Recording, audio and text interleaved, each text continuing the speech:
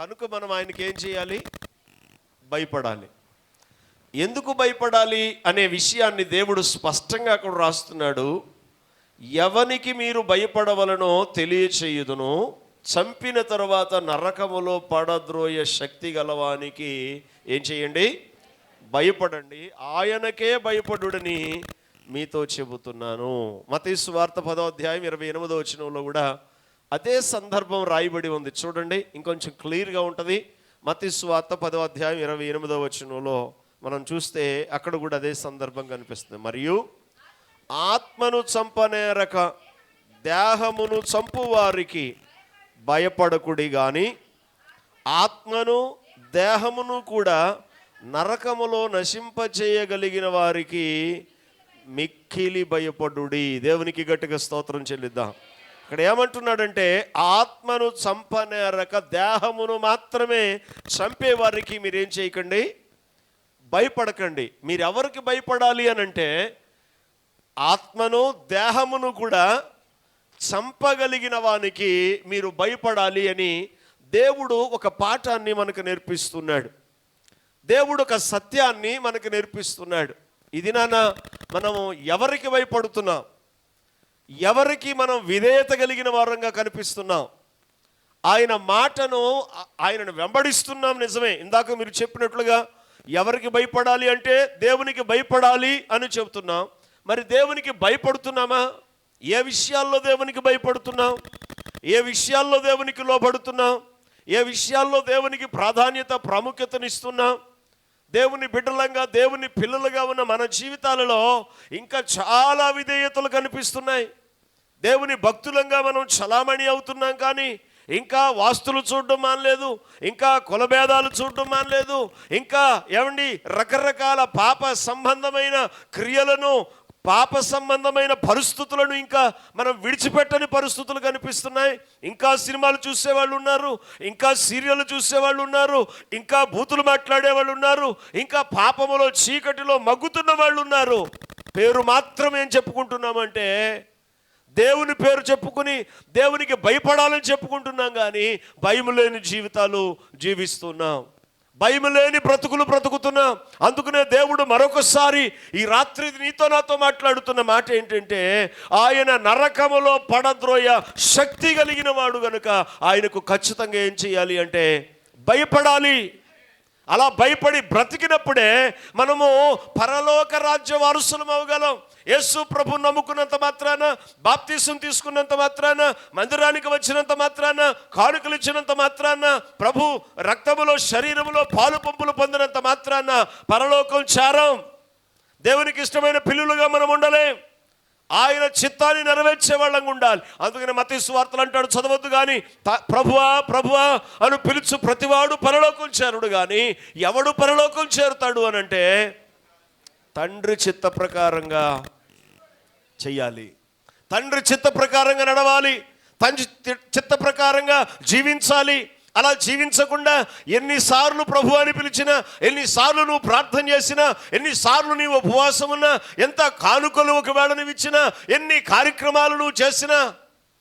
ఒక సంఘానికి నేను వెళ్తే వాక్యం చెప్పడానికి, ఫ్యాను రెక్కల మీద 3 రెక్కల మీద వాళ్ళ పేర్లు, దిమ్మ మీద వాళ్ళ ఇంటి పేరు, ఇంకా ఆశ్చర్యం ఏంటంటే ట్యూబు లైట్ మీద వాళ్ళ పేరు, ట్యూబు బద్ద మీద వాళ్ళ పేరు. బల్బు మీద కూడా రాసేస్తారేమో అనుకుంటున్నాను వీళ్ళు. వైర్ల మీద కూడా రాసేస్తారేమో ఒకవేళ వీళ్ళు. కనుక నేను చెప్తున్నాను, పేర్లు కాదు ప్రభు చూసేది, మనం చేసిన పరిస్థితులు కాదు ప్రభు చూసేది, మన జీవితాన్ని ప్రభు చూస్తున్నాడు.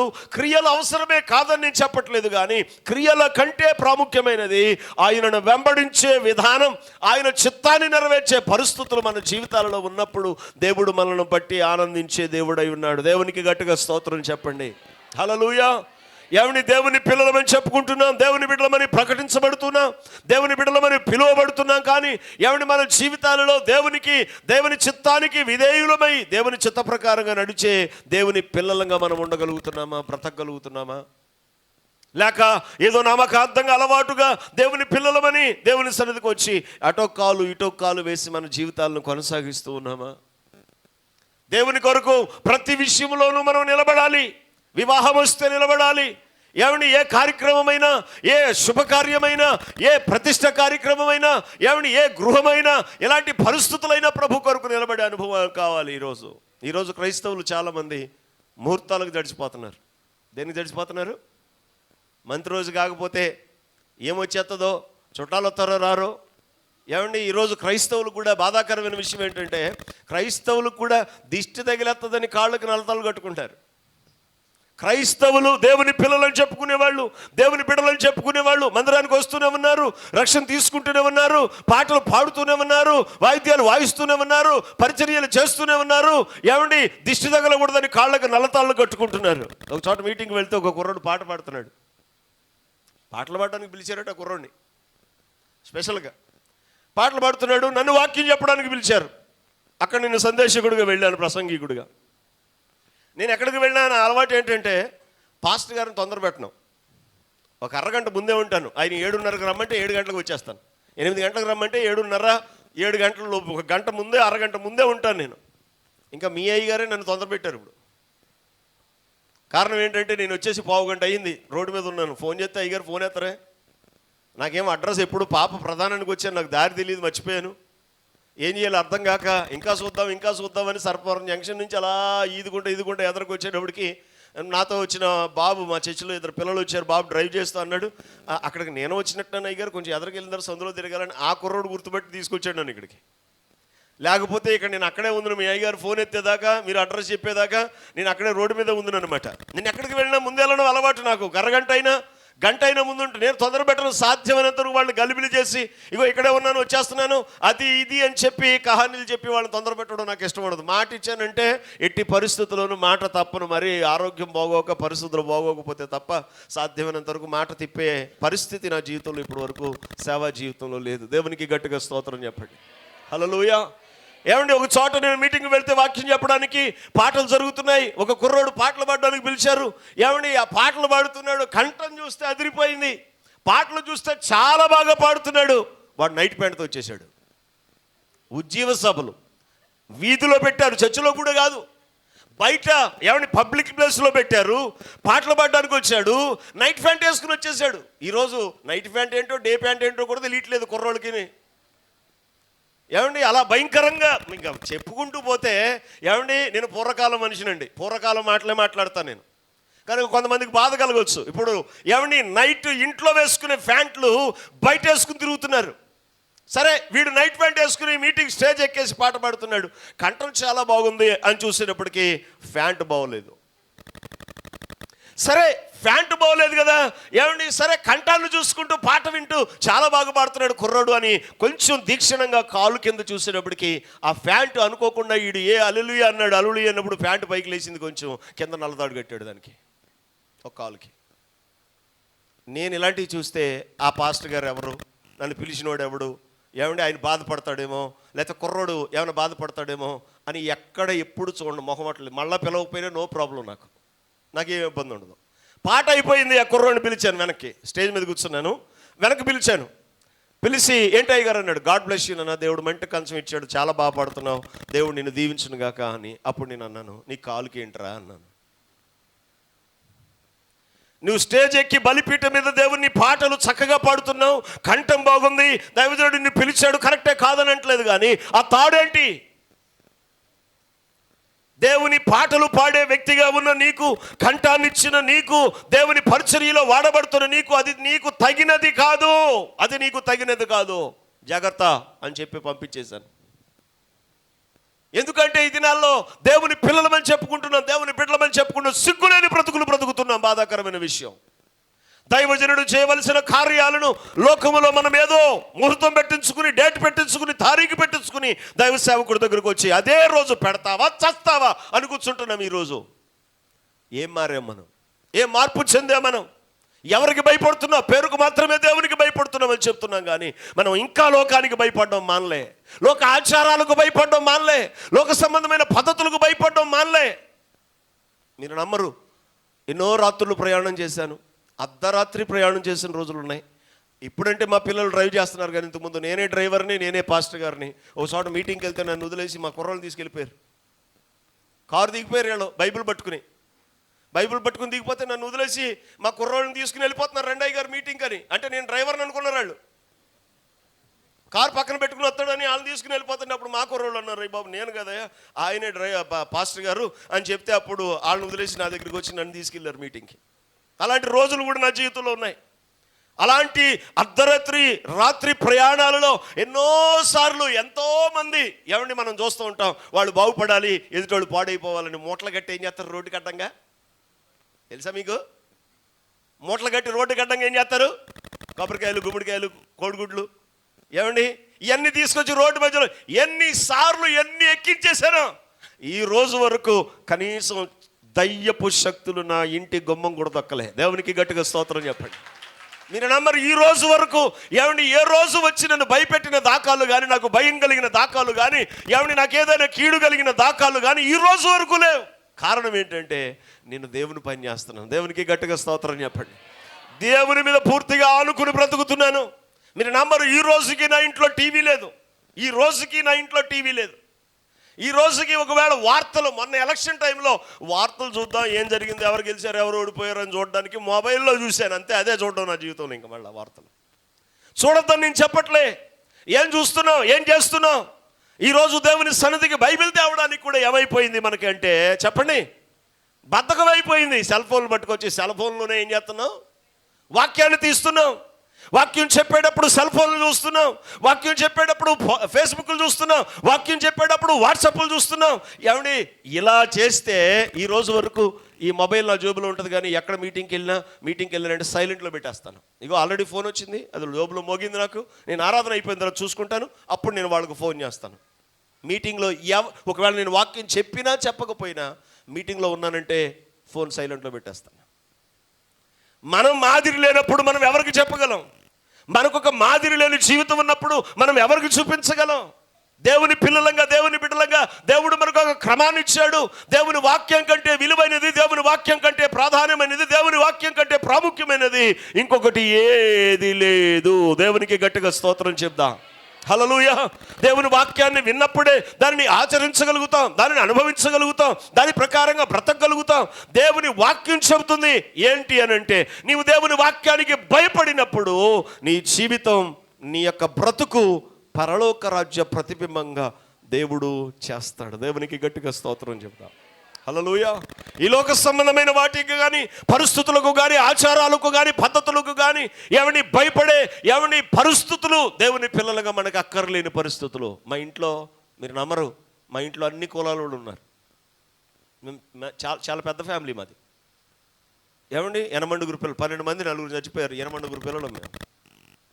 మా ఎనమండుగురు పిల్లల కుటుంబాలలో అన్ని కులాలోళ్ళు ఉన్నారు మా ఇంట్లో. ఎవరి దగ్గర 5 పైసలు కట్నం తీసుకోకుండా పెళ్ళిళ్ళు చేసుకున్నాం. ఎవరి దగ్గర కట్నం తీసుకోలే. అంటే నేను గొప్ప కోరిక చెప్పట్లే, మా జీవితంలో మా కుటుంబంలో దేవుడు ఇంత గొప్ప కార్యాన్ని చేశాడని చెప్పడానికి నేను ఏమాత్రం కూడా ధైర్యపడను. దేవునికి గట్టిగా స్తోత్రం చెప్పండి. నేను నిలబడి బలిపీఠం మీద నిలబడి చెప్తున్నా, ఇవేం అబద్ధాలు కాదు. అవసరమైతే మీరు ఎవరిని ఫోన్ చేసి అయినా కనుక్కోవచ్చు. దేవుని పిల్లలంగా, దేవుని బిడ్డలంగా మనం బోధించడం వరకే కాదు, మనం ప్రకటించడం వరకే కాదు, దేవుని వాక్యాన్ని చదవడం వరకే కాదు, దేవుని వాక్యాన్ని వినడం వరకే కాదు, ఆచరణలో మనం పెట్టగలుగుతున్నామా? వాటిని మన జీవితాలలో చూపించగలుగుతున్నామా? లేకపోతే దేవునికి భయపడుతున్నాం. ఎందుకు భయపడుతున్నాం? రోగం వచ్చేస్తుందేమోనా, కష్టం వచ్చేస్తుందేమోనా, శ్రమ వచ్చేస్తుందేమోనా, ఇబ్బంది వచ్చేస్తుందేమోనా? నేను అంటాను, ఇవన్నీ లోకములో ఈ శరీరానికి యేసు ప్రభు నమ్ముకున్న వస్తాయి, నమ్ముకోకపోయినా వస్తాయి. చాలా రోజుల క్రితం నాకు టైఫాయిడ్ జ్వరం వచ్చింది. పగలు రాత్రులు తిరుగుతున్నాను, అలసిపోయింది దేహం, నిద్రలేదు. ఎక్కడ పడితే అక్కడ మసాలా, మంచి భోజనాలు పెడతారు పాస్టర్ గారు అంటే తెలుసు కదా మీకు. మంచి మసాలాలు వేసి, మంచి కారాలు వేసి, మంచి నూనెలు వేసి మాకు భోజనాలు, నిజంగానే మా భోజనాలే చూస్తారు కానీ మేము ఎంత తింటామో చూడరు. అది బాధాకరమైన విషయం. పాస్టర్ గారు లీడర్ ఎక్కడికి వెళ్తే అక్కడిక మొక్కలో కక్కలో తినేసి వీళ్ళు పొట్ల పెంచేస్తున్నారు అని మాకు బడి ఎడుతున్నారు. మాకున్న గ్యాసు, మాకున్న షుగరు, మాకున్న బాధలు, బీపీలు ఎవరికి ఉండవు. నార్మల్గా విశ్వాసులు ఎవరికి ఉండవు, సేవకులుగా ఉంటాయి ఇవన్నీ వరాలు. ఎందుకంటే తినకూడని టైంలో తింటాం, పడుకోకూడని టైంలో పడుకుంటాం, తిరగకూడని టైంలో జర్నీలు, ప్రయాణాలు మేము చేస్తాం. మా బాధలు ఎవడో తెలుసండి. చాలా రోజుల క్రితం ఇలాగ అలసిపోయి దేహానికి కొంచెం అలసట వచ్చి టైఫాయిడ్ జ్వరం వచ్చింది. హాస్పిటల్కి వెళ్ళాను, తగ్గట్లేదు. డాక్టర్ గారు చూశారు, మా ఫ్యామిలీ డాక్టర్ గారు చూసి చెక్ చేసి టైఫాయిడ్ వచ్చిందిరా నీకు అని చెప్పి 3 రోజులు ఇంజెక్షన్స్ వేసి సెలైన్లు ఎక్కించి రెస్ట్లో ఉండు, నువ్వు టైడ్ అయ్యావంటే మరలా ప్రమోషన్ వస్తుంది, డబుల్ టైఫాయిడ్ వస్తుంది నీకు, కనుక రెస్ట్లో ఉండు, అలసిపోవద్దు, దేహానికి ఎక్కువ పని చెప్పొద్దు అని చెప్పేసి కొన్ని జాగ్రత్తలు చెప్పారు. కొన్ని రోజులు ఉండొద్దంటే కార్యక్రమాలు ఉన్నాయి, అవి కొంచెం చెప్పి పరిస్థితులను బట్టి మార్చుకుని ఏమండి ఇంటి దగ్గర ఉన్నాను. చాలా రోజులు అయిపోయింది, మించుమించు నెల పైన దాటేసింది. గడ్డం పెరిగిపోయింది బాగా, జుట్టు పెరిగిపోయింది బాగా. ఒకసారి మంగళ షాప్కి వెళ్ళాను. సరే కటింగ్ వేయించుకుందాం, మంగళ షాప్కి వెళ్ళడానికి టైఫాయిడ్ అడ్డే ఉందిలే అని చెప్పేసి మంగళ షాప్కి చాలా నెలల తర్వాత షాప్కి వెళ్ళాను. షాప్లోకి వెళ్ళగానే ఆ మంగళతను నాకు ఎప్పుడు వేసే అలవాటైన మంగళతను, ఇంకా అక్కడ తప్ప ఇంకెక్కడికి వెళ్ళను. వాళ్ళు లేదంటే మానేసి ఇంకో రోజు వేయించుకుంటాను తప్ప ఇంకో మంగళ షాప్కి వెళ్ళను. బాగా అలవాటైనాడు చిన్నప్పటి నుంచి. అక్కడికి వెళ్ళాను. మంగళ షాప్కి వెళ్ళగానే మంగళ షాప్ అతను కటింగ్ వేస్తూ ఆ కుర్రోడు నాతో అన్నాడు, ఏంటండి ఫాస్ట్ గారు ఇలాగైపోయారు అన్నాడు. అంటే నేనన్నాను, టైఫాయిడ్ వచ్చిందిరా అన్నాను. మీకు వస్తుందా అన్నాడు. మీకు అర్థం కావడానికి ఈ మాట చెప్తున్నాను నేను. చాలామంది ఏమనుకుంటారంటే, పాస్టర్ గారికి జబ్బులు వస్తే ఇంక మనకేం పేదం చేస్తాడరా, పాస్టర్ అమ్మ గారికి బాగోపోతే ఇంక మనకేం పేదం చేస్తాడరా, ఇగో ఆ పాస్టర్ గారు ఆరోగ్యంగా ఉన్నాడు, ఆ గుడికి వెళ్ళిపోదాం పదాన్ని, పక్క గుడికి వెళ్ళిపోయే దొంగ రకాలు ఉంటాయి కొన్ని. ఆ పాస్టర్ గారికి వస్తుంది, ఆ పాస్టర్ గారికి వస్తుంది, ఆడపిల్లలకి వస్తుంది. నేను అదే చెప్తున్నాను, జబ్బులకి భక్తికి ఎటువంటి సంబంధం లేదు. దేవునికి గట్టిగా స్తోత్రం చెప్పండి. హల్లెలూయా. టైఫాయిడ్ వచ్చిందిరా అంటే మీకు వస్తుందా అన్నాడు. ఎరా అలాగన్నావు అన్నాను. ఏమి లేదు, మీరు ప్రార్థన చేస్తే 3 మందికి పోతాయి కదా, మీకు రావడం ఏంటి అన్నాడు. చూసారా ఈడంతా ఎక్కడికి వేసేసాడు నాకు. ఏంటి మేము ప్రార్థన చేస్తే అందరికీ పోతాయంట, ఇప్పుడు మా దగ్గరికి అవి ఏం చేయకూడదట, రాకూడదంట. అలా రాకుండా ఉంటే ఇంకా వినేవాళ్ళు ఎవరు ఉండరు, మీరు కూడా పాస్టర్ గారులు పాస్టర్ అమ్మ గారులు అయిపోతారు, ఎందుకంటే జబ్బులు రావు కాబట్టి. అప్పుడు నేనన్నాను, నీకులాగే నేను అన్నం తింటున్నాను రా, నీకులాగే రాత్రులు పడుకుంటున్నాను, నీకులాగే నేను కూడా కష్టపడుతున్నాను. నాది మానవ దేహం, శరీరం అలసిపోయే దేహమే, కనుక అలసిపోయిన ఈ దేహానికి బలహీనతలు సహజం అని నేను ఇంకో మాట అన్నాను. వాళ్ళకి పోతాయిరా మాకు ఎక్కువ వస్తాయి అన్నాను నేను. వాళ్ళకి పోతాయి మాకు ఎక్కువ వస్తాయి ఏమండి. కనుక ఏమండి, ఈ మానవ దేహం అలసిపోద్ది, బలహీనతలు వస్తాయి, సమస్యలు వస్తాయి, ఇబ్బందులు వస్తాయి. ఇక్కడ ఉన్న వాళ్ళు ఎవరైనా, వెనకాల ఉన్న సేవకులు కానీ, ముందున్న విశ్వాస బిడ్డలైన మీరు కానీ, యేసు ప్రభు నమ్ముకున్న దగ్గర నుంచి ఇప్పటి వరకు ఏ కష్టం లేదండి నాకు అన్న వాళ్ళ చేతులు పైకెత్తండి. నేను ఇందాక చెప్పాను, ఎక్కువ కష్టాల్లో మేమే ఉన్నాం. ఎందుకంటే మాకు బీపీలు ఉన్నాయి, మాకు షుగర్లు ఉన్నాయి, మాకు గ్యాస్ ట్రబుల్స్ ఉన్నాయి, ఏమండి రకరకాల పరిస్థితులు ఉన్నాయి. యేసు ప్రభు నమ్ముకుంటే రోగాలు రావు అని చెబితే ఏమండి ఆ మాటలు నమ్మద్దు. యేసు ప్రభు నమ్ముకుంటే రోగాలు పోతాయి. అవి దానికి కూడా ప్రతి దానికి ఒక సందర్భం ఉంటుంది. దేవునికి గట్టిగా స్తోత్రం చెప్పండి. హల్లెలూయా. అలా చెప్పాలంటే ఖచ్చితంగా ఈ మాట చెప్తాను కానీ మీకు అర్థమవుతుంది. 38 సంవత్సరాల నుంచి కోనేటి దగ్గర ఉన్నాడు ఒకడు, చదవద్దు, నేను ఎక్కువ చదివించను, చెప్పేస్తాను అంతే. మీరు ఏమైనా చదవాలనుకుంటే ఇంటికి వెళ్ళిన తర్వాత చదవండి, ఇప్పుడు ఇక్కడ చదవకండి నేను చెప్పేటప్పుడు. ఏమైనా 38 సంవత్సరాల నుంచి కోనేటి దగ్గర ఉన్నాడు. వాడిని యేసు ప్రభు చూశాడట, క్లుప్తంగా చెప్పేస్తాను. చూసి యేసు ప్రభు ఆయన దగ్గరికి వచ్చారన్నట్టు, అరే బాగుపడనుందా అన్నాడంట. అంటే వాడేమన్నాడు, బాగుపడాలనే కదయ్యా ఇక్కడికి వచ్చాను, 38 సంవత్సరాల నుంచి వెయిట్ చేస్తున్నాను, నాకంటే ముందు ఎవడో ఒకడు దిగి బాగుపడి ఇంటికి వెళ్ళిపోతున్నాడు అంటే, అప్పుడు ప్రభు అన్నాడు, అయితే నీవు లేచి నీ పరుపెత్తుకుని నడు అన్నాడు. అంటే ఇప్పుడు కొన్ని రోజులు అయిన తర్వాత కాలు ఇరిగిపోయినట్టు ఆపరేషన్ చేసి డాక్టర్ గారు ఏమంటారు, ఇంకా అలా మంచం మీద ఉంటే కుదరదు, కొంచెం కర్రో లేకపోతే స్టాండో పట్టుకుని నెమ్మదిగా 2 అడుగులు వెయ్యని నేర్పిస్తాడు. అలాగే యేసుప్రభు అన్నాడు, లే అన్నాడు, పరుపెత్తుకో అన్నాడు, నడువు అన్నాడు. వీడు ఇంకా ఒకటే నడవడం, వెళ్ళిపోయి పరుపెత్తుకుని ఇంటికి వెళ్ళిపోయాడు. ఇంకా వెనక తిరిగి నువ్వు ఎవరవయ్యా, ఎక్కడి నుంచి వచ్చావయ్యా, నన్ను ఎందుకు బాగు చేసావయ్యా, ఇంత బాగు చేయడానికి నీలో ఎంత ప్రభావం ఉంది, నువ్వు ఎవరివి, అసలు నీ అడ్రస్ ఏంటి, నీ పేరేంటి అడగాల వద్దా? మన కొంచెం ఎవరైనా ఒక డాక్టర్ గారు మంచి ట్రీట్మెంట్ చేశాడు అనుకో, 10 మందికి ఏం చెప్తాం, ఇక్కడ తగ్గలేదమ్మా, పలానా డాక్టర్ గారు నేను వెళ్ళానమ్మా, 2 రోజులు తగ్గిపోయిందమ్మా, అక్కడికి వెళ్ళి చూడు ఒకసారి అంటామా అనమా? మరి వీడు వెనక తిరిగి నువ్వు ఎవరవయ్యా, 38 సంవత్సరాల నుంచి ఉన్నాను, నన్ను ఎవడు బాగు చేయలేకపోయాడు, దిగుదామంటే ఎవరో కూడా దిగుతూ ఉన్నాడు, నా జీవితం ఇక్కడేనేమో, నా బ్రతుకు ఇక్కడేనేమో, నా చావు ఇక్కడేనేమో అనుకున్నాను, నువ్వు ఎవరవయ్యా, నీ అడ్రస్ ఏంటి, నీ పేరేంటి అని అడగాల వద్దా? అడగలేదు. పరుపెత్తుకోమంటే ఎత్తుకున్నాడు, నడవమంటే నడిచి వెనక్కి తిరగకుండా వెళ్ళిపోయాడు. సరే, కొంతకాలానికి దేవాలయంలో కనిపించాడట. మంచిది, దేవునికి గట్టిగా స్తోత్రం చెప్పండి. కొంతకాలం తర్వాత యేసు ప్రభు దేవాలయంలోనికి వెళ్తే ఆ దేవాలయంలో వాడు కనిపించాడంటే యేసయ్యకి.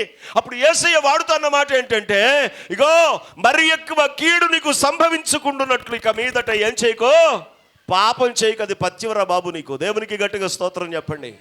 హల్లెలూయా. ఏమండి, పాపం చేయదు. ఒకవేళ పాపం చేస్తే మరలా నీకు పోయిన జబ్బొచ్చే ప్రమాదం ఉంది. కనుక దేవుని బిడ్డలంగా, దేవుని పిల్లలంగా, ఏమని శరీరం బలహీనం అవ్వచ్చు, శరీరం సమస్యలతో నిండొచ్చు, శరీరం పరిస్థితులు ప్రతికూలం అవ్వచ్చు. ఏది ఏమైనప్పటికీ కూడా నేను ఒకటే అంటాను, మనం ప్రభువుని గనుక యథార్థ హృదయంతో మంచి మనసుతో వెంబడిస్తూ దేవుని వాక్యానుసారమైన జీవితంలో జీవించే, ఏమని చచ్చిపోయిన తర్వాత మనం పరలోకం వెళ్తాం. దేవునికి గట్టిగా స్తోత్రం చెప్పండి. అస్సలు యేసు ప్రభువు నమ్ముకున్నది దేనికి అని ఎవరైనా అడిగితే, నా రోగం పోయింది అందుకు నమ్ముకున్నానని చెప్పుకో. ఎందుకు నమ్ముకున్నానంటే పరలోకం వెళ్ళడానికి యేసయ్యను నమ్ముకున్నాను. దేవునికి గట్టిగా స్తోత్రం చెప్పండి. హల్లెలూయా. పరలోకం వెళ్ళడానికి యేసు ప్రభు నమ్ముకోవాలి.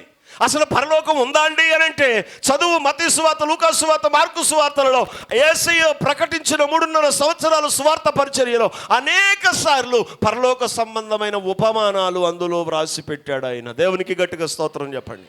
హల్లెలూయా. కనుక దేవుని బిడ్డలమైన మనం ఎవరికి భయపడుతున్నాం? ఈ దేహాన్ని. ఏమండి, చాలామంది క్రైస్తవులు చూస్తూ ఉంటాను, పెళ్ళి క్రైస్తవ పెళ్ళి, పాటలేమో ఇక్కడ సర్పవరంలో ఉండరులే, మీరు మంచివాళ్ళు అనుకుంటున్నాను ఇక్కడ ఉన్న వాళ్ళందరూ. పెళ్ళేమో దేవుడు పెళ్ళి, యేసయ్య పెళ్ళి, క్రైస్తవ పెళ్ళి. పాటలేమో ఏ పాటలు? సినిమా పాటలు వేస్తాం. లోకం అనుకుంటుంది, చూడరా ఈడు ఎంత భక్తుడో. అందుకనే మిమ్ములను బట్టి నా నామం అన్యజనుల మధ్య ఏమవుతుంది? దూషించబడుతుంది. బ్రతికితే అటైనా బ్రతుకు, లేకపోతే ఇటైనా బ్రతుకు. అందుకనే ప్రభు అన్నాడు, వెచ్చగానైనా ఉండు, చల్లగానైనా ఉండు, నులువెచ్చగా ఉండు. ఈరోజు ఈ క్రైస్తవులు ఎక్కువైపోయారు. ఏ క్రైస్తవులు? నులువెచ్చని స్థితి క్రైస్తవులు ఎక్కువైపోయారు. నామకార్థ క్రైస్తవులు ఎక్కువైపోయారు.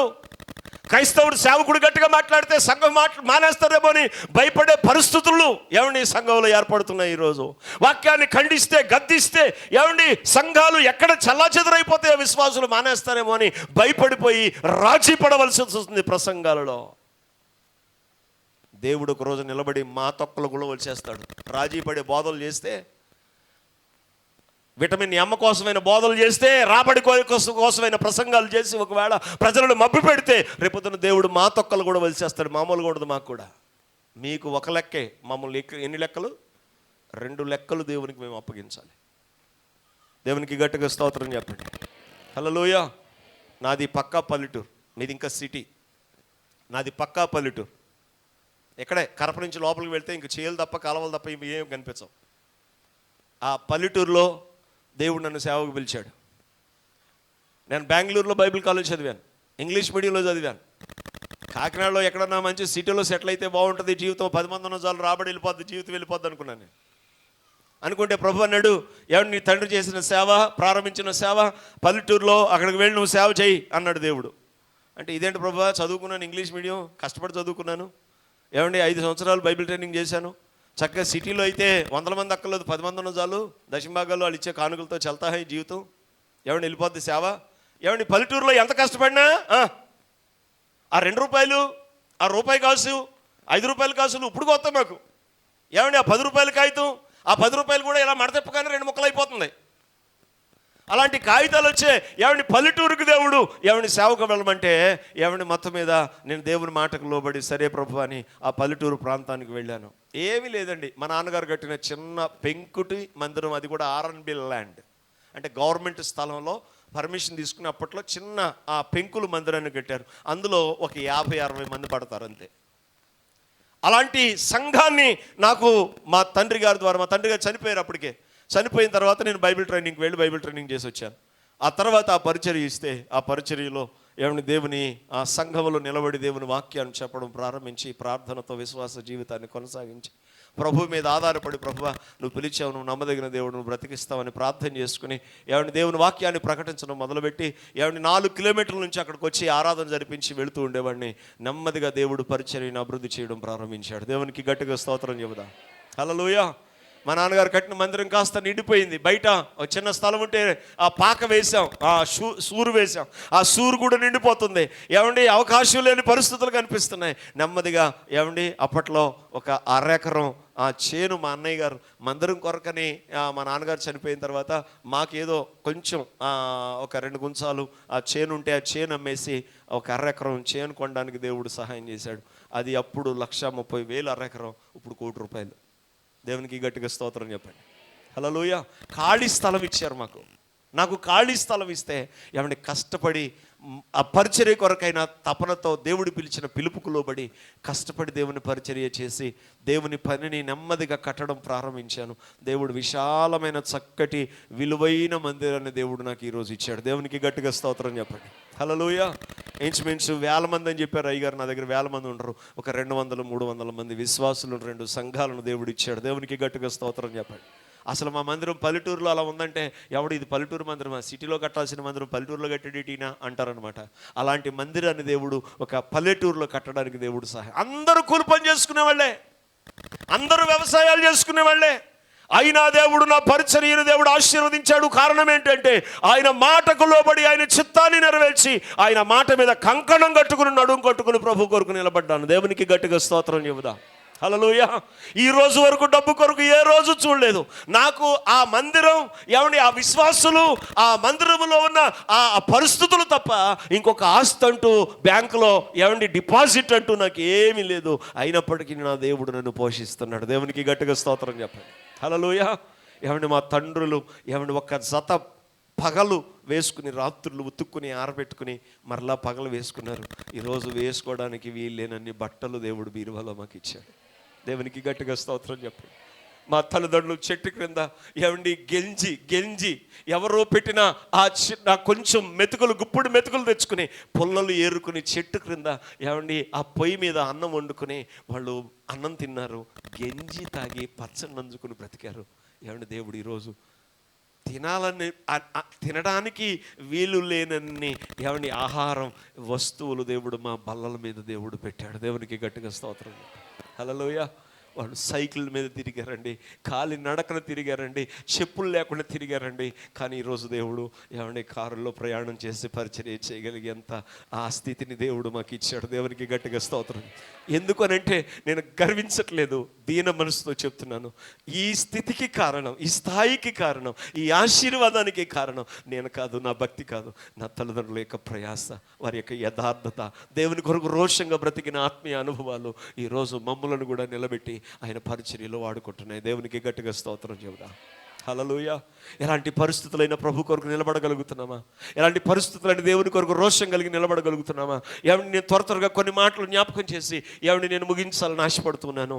ఏమండి ఒకరోజు మీ అందరికీ తెలుసు, బబులోను దేశానికి కొంతమందిని బానిసలుగా కొనిపోయారు. చాలా క్లుప్తంగా చెప్పేస్తారని మీరు చదవద్దు, కానీ ఏమండి మీరు వినండి అంతే.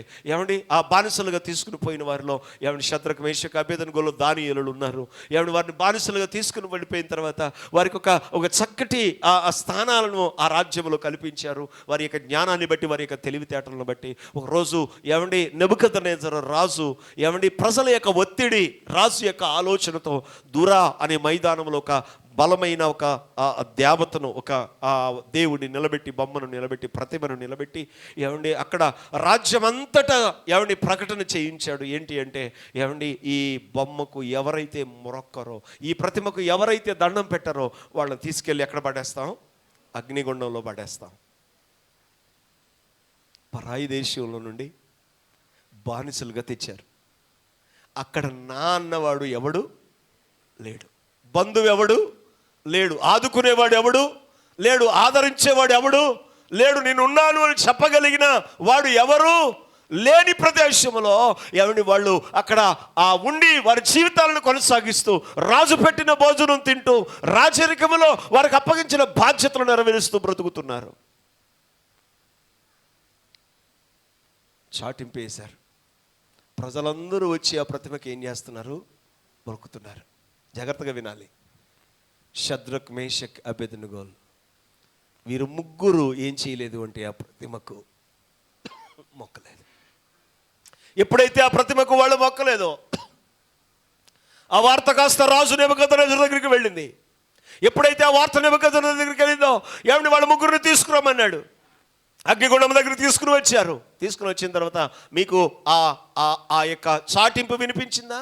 వినిపించింది. మరి ఎందుకు ఆ ప్రతిమకు మొక్కలేదు అంటే వాళ్ళు అంటున్నారు, రాజా ఇందుని గురించి నీకు భయపడవలసిన పని మాకు.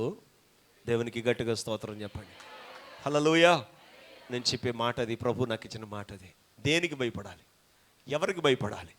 ఆత్మీయ విషయాలలో ఎవరికి భయపడాల్సిన పని లేదు. బంధువులకి కూడా భయపడాల్సిన పని లేదు. ఈరోజు రానన్న వాళ్ళు రేపొద్దున వస్తారు వాళ్ళే. దేవునికి గట్టిగా స్తోత్రం చెప్పండి. హల్లెలూయా.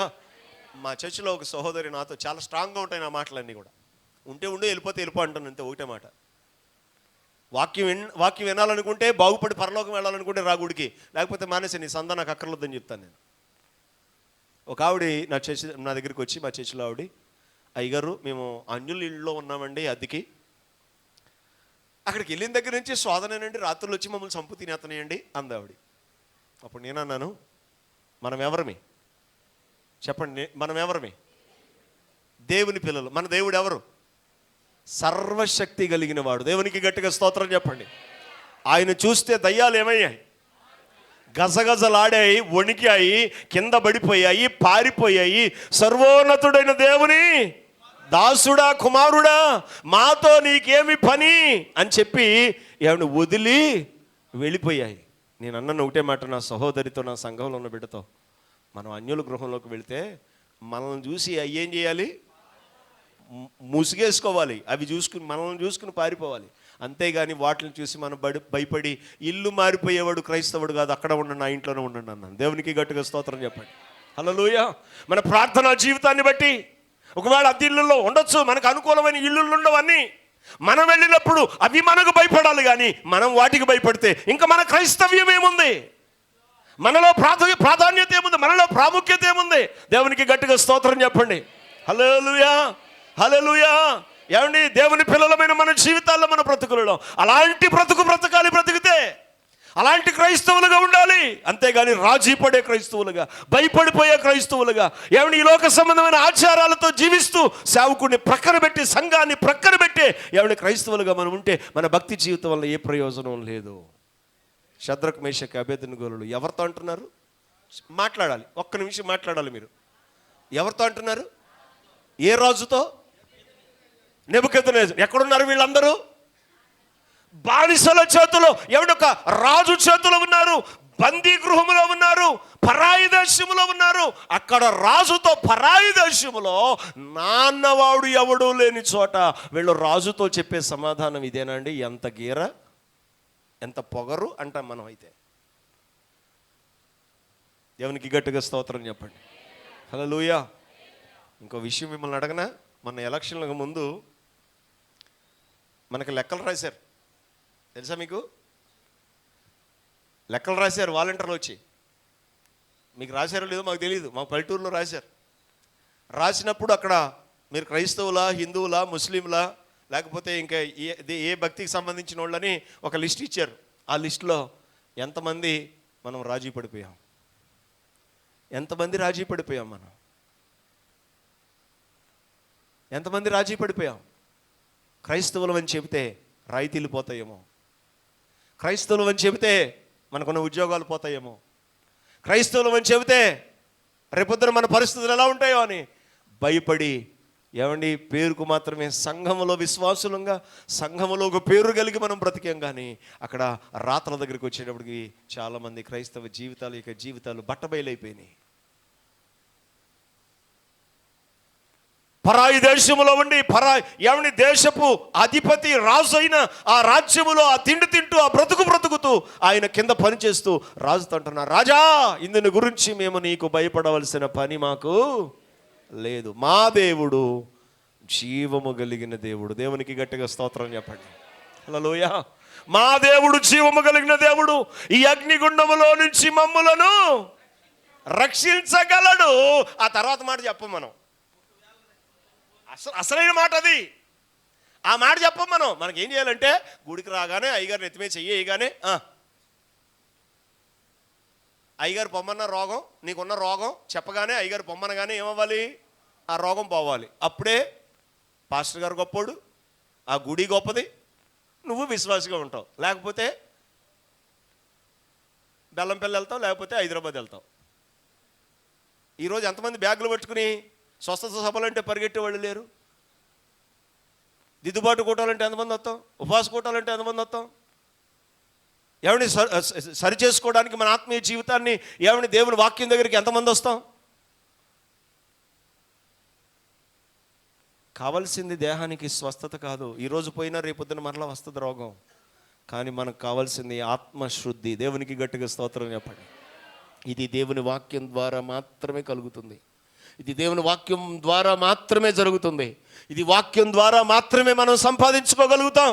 ఆ వాక్యాన్ని నిర్లక్ష్యం చేస్తే ఒకవేళ నువ్వు ఎన్ని తిరుగులు తిరిగినా, ఏమండి ఆ పరిస్థితులు నువ్వు ఒకవేళ అనుభవించినా నీ జీవితంలో ఏమండి తప్పదు, మరలా తప్పదు, తిప్పలు తప్పవు, మరలా తిప్పలు తప్పవు. వారు అంటారు, మా దేవుడు తప్పించగలడు అగ్నిగుండముల నుండి. ఒకవేళ తప్పించకపోయినను మేము ఆ ప్రతిమకు మొక్కం. అవసరమైతే చచ్చిపోతాం కానీ మేము ఆ ప్రతిమకు మొక్కం. అది నిజమైన క్రైస్తవ్యం. దేవునికి గట్టిగా స్తోత్రం చెప్పండి. వీళ్ళు ఎవరికి భయపడేవాళ్ళు? ఇప్పుడు చెప్పండి. దేవునికి భయపడేవాళ్ళు, పేరుకు దేవుడికి భయపడేవాళ్ళం అని చెప్పి ఇక్కడ ఆత్మతో ఆరాధించి చప్పట్లు కొట్టేసి భాషలు మాట్లాడేసి ఏమన్నా ఇంటికి వెళ్ళిన తర్వాత బూతులు మాట్లాడితే నీ భాషలకు అర్థమేముంది? ఇక్కడేమో ప్రవచనాలు చెప్పి ఇంటికి వెళ్ళిన తర్వాత బూతులు తిడితే సినిమాలు చూస్తే నీ ప్రవచనానికి అర్థమే ఉంది? ఇక్కడేమో దర్శనాలు చూసి ఏమండి బాగా ప్రార్థన చేసి దీర్ఘ ప్రార్థన చేసి ఏమండి ఇంటికి వెళ్ళిన తర్వాత ఏమండి దెబ్బలాడుకుంటే ఏముంది క్రైస్తవ్యానికి? సమస్యలు ఉంటాయి, ఉండక మానవు. సమస్యలు ఎందుకు ఉంటాయంటే ఎవరు యోగ్యులో తెలియడానికి సమస్యలు ఉంటాయంట. బైబిల్ చెప్తుంది అన్నమాట. దేవునికి గట్టిగా స్తోత్రం చెప్పండి. యోగ్యులు ఎవరో తెలియాలంటే సమస్యలు ఉండాలి. సమస్యలు ఉన్నప్పుడే యోగ్యులు ఎవరో, అర్హులు ఎవరో, ఏమని దేవుని పిల్లలు ఎవరో, దేవుని భక్తులు ఎవరో, వాక్యాన్ని పాటించేది ఎవరో, వాక్యాన్ని పాటించని వాళ్ళు ఎవరో బయలుపడతాయి. వీళ్ళంటున్నారు, మమ్మల్ని తప్పించకపోయినను ఆ ప్రతిమకు మేము మొక్కనే మొక్క. ఎంత ధైర్యం అండి వీళ్ళకి, ఎంత ధైర్యం! కారణం ఏంటంటే నేను అంటాను, వీళ్ళు దేనికి భయపడేవాళ్ళు అంటే దేవునికి భయపడేవాళ్ళు. ఎందుకు దేవునికి భయపడుతున్నారంటే మా ఆత్మలను శరీరాన్ని కూడా నరకములు ఆయన ఏం చేస్తాడు? కాల్చగలడు. దేవునికి గట్టిగా స్తోత్రం చెప్పండి. ఇప్పుడు మేము నిలబడితే మేము మా శరీరాలు కాల్చబడవు. ఎక్కడ ఉంటాయి అంటే పరలోకంలో దేవునితో ఆనందించే రాజ్యంలో ఉంటాయి. దేవునికి గట్టిగా స్తోత్రం చెప్పండి. హల్లెలూయా. అదే సందర్భంలో నేను ముందుకు వెళ్తున్నాను త్వరగా. ఏమండి దానియేలుకు కూడా శోధన వచ్చింది. ఏమండి వాళ్ళందరూ సైనికులు అనుకున్నారు, ఇది పరాయి దేశం నుంచి వచ్చారు, వీళ్ళు బానిసలుగా వచ్చారు, ఏంట్రా మన మీద వీళ్ళ ఆధిపత్యం ఏంటి, వీళ్ళు మన మీద పెత్తనం చేయడం ఏంటి, వీళ్ళ సంగతి ఏంటో చూడాలి, దానియేలు ఎలాగైనా పట్టుకోవాలని కుట్ర చేయడం మొదలుపెట్టారట.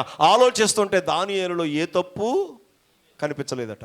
అప్పుడు వీళ్ళు అనుకున్నారట, ఒరే దానియేలును పట్టుకోవడం మన వల్ల కాదు, కానీ ఒక విషయంలో అయితే దానియేలును పట్టుకోగలం. ఏ విషయంలో అంటే భక్తి విషయంలోనే పట్టుకోగలం. దేవునికి గట్టిగా స్తోత్రం చెప్పండి. హల్లెలూయా.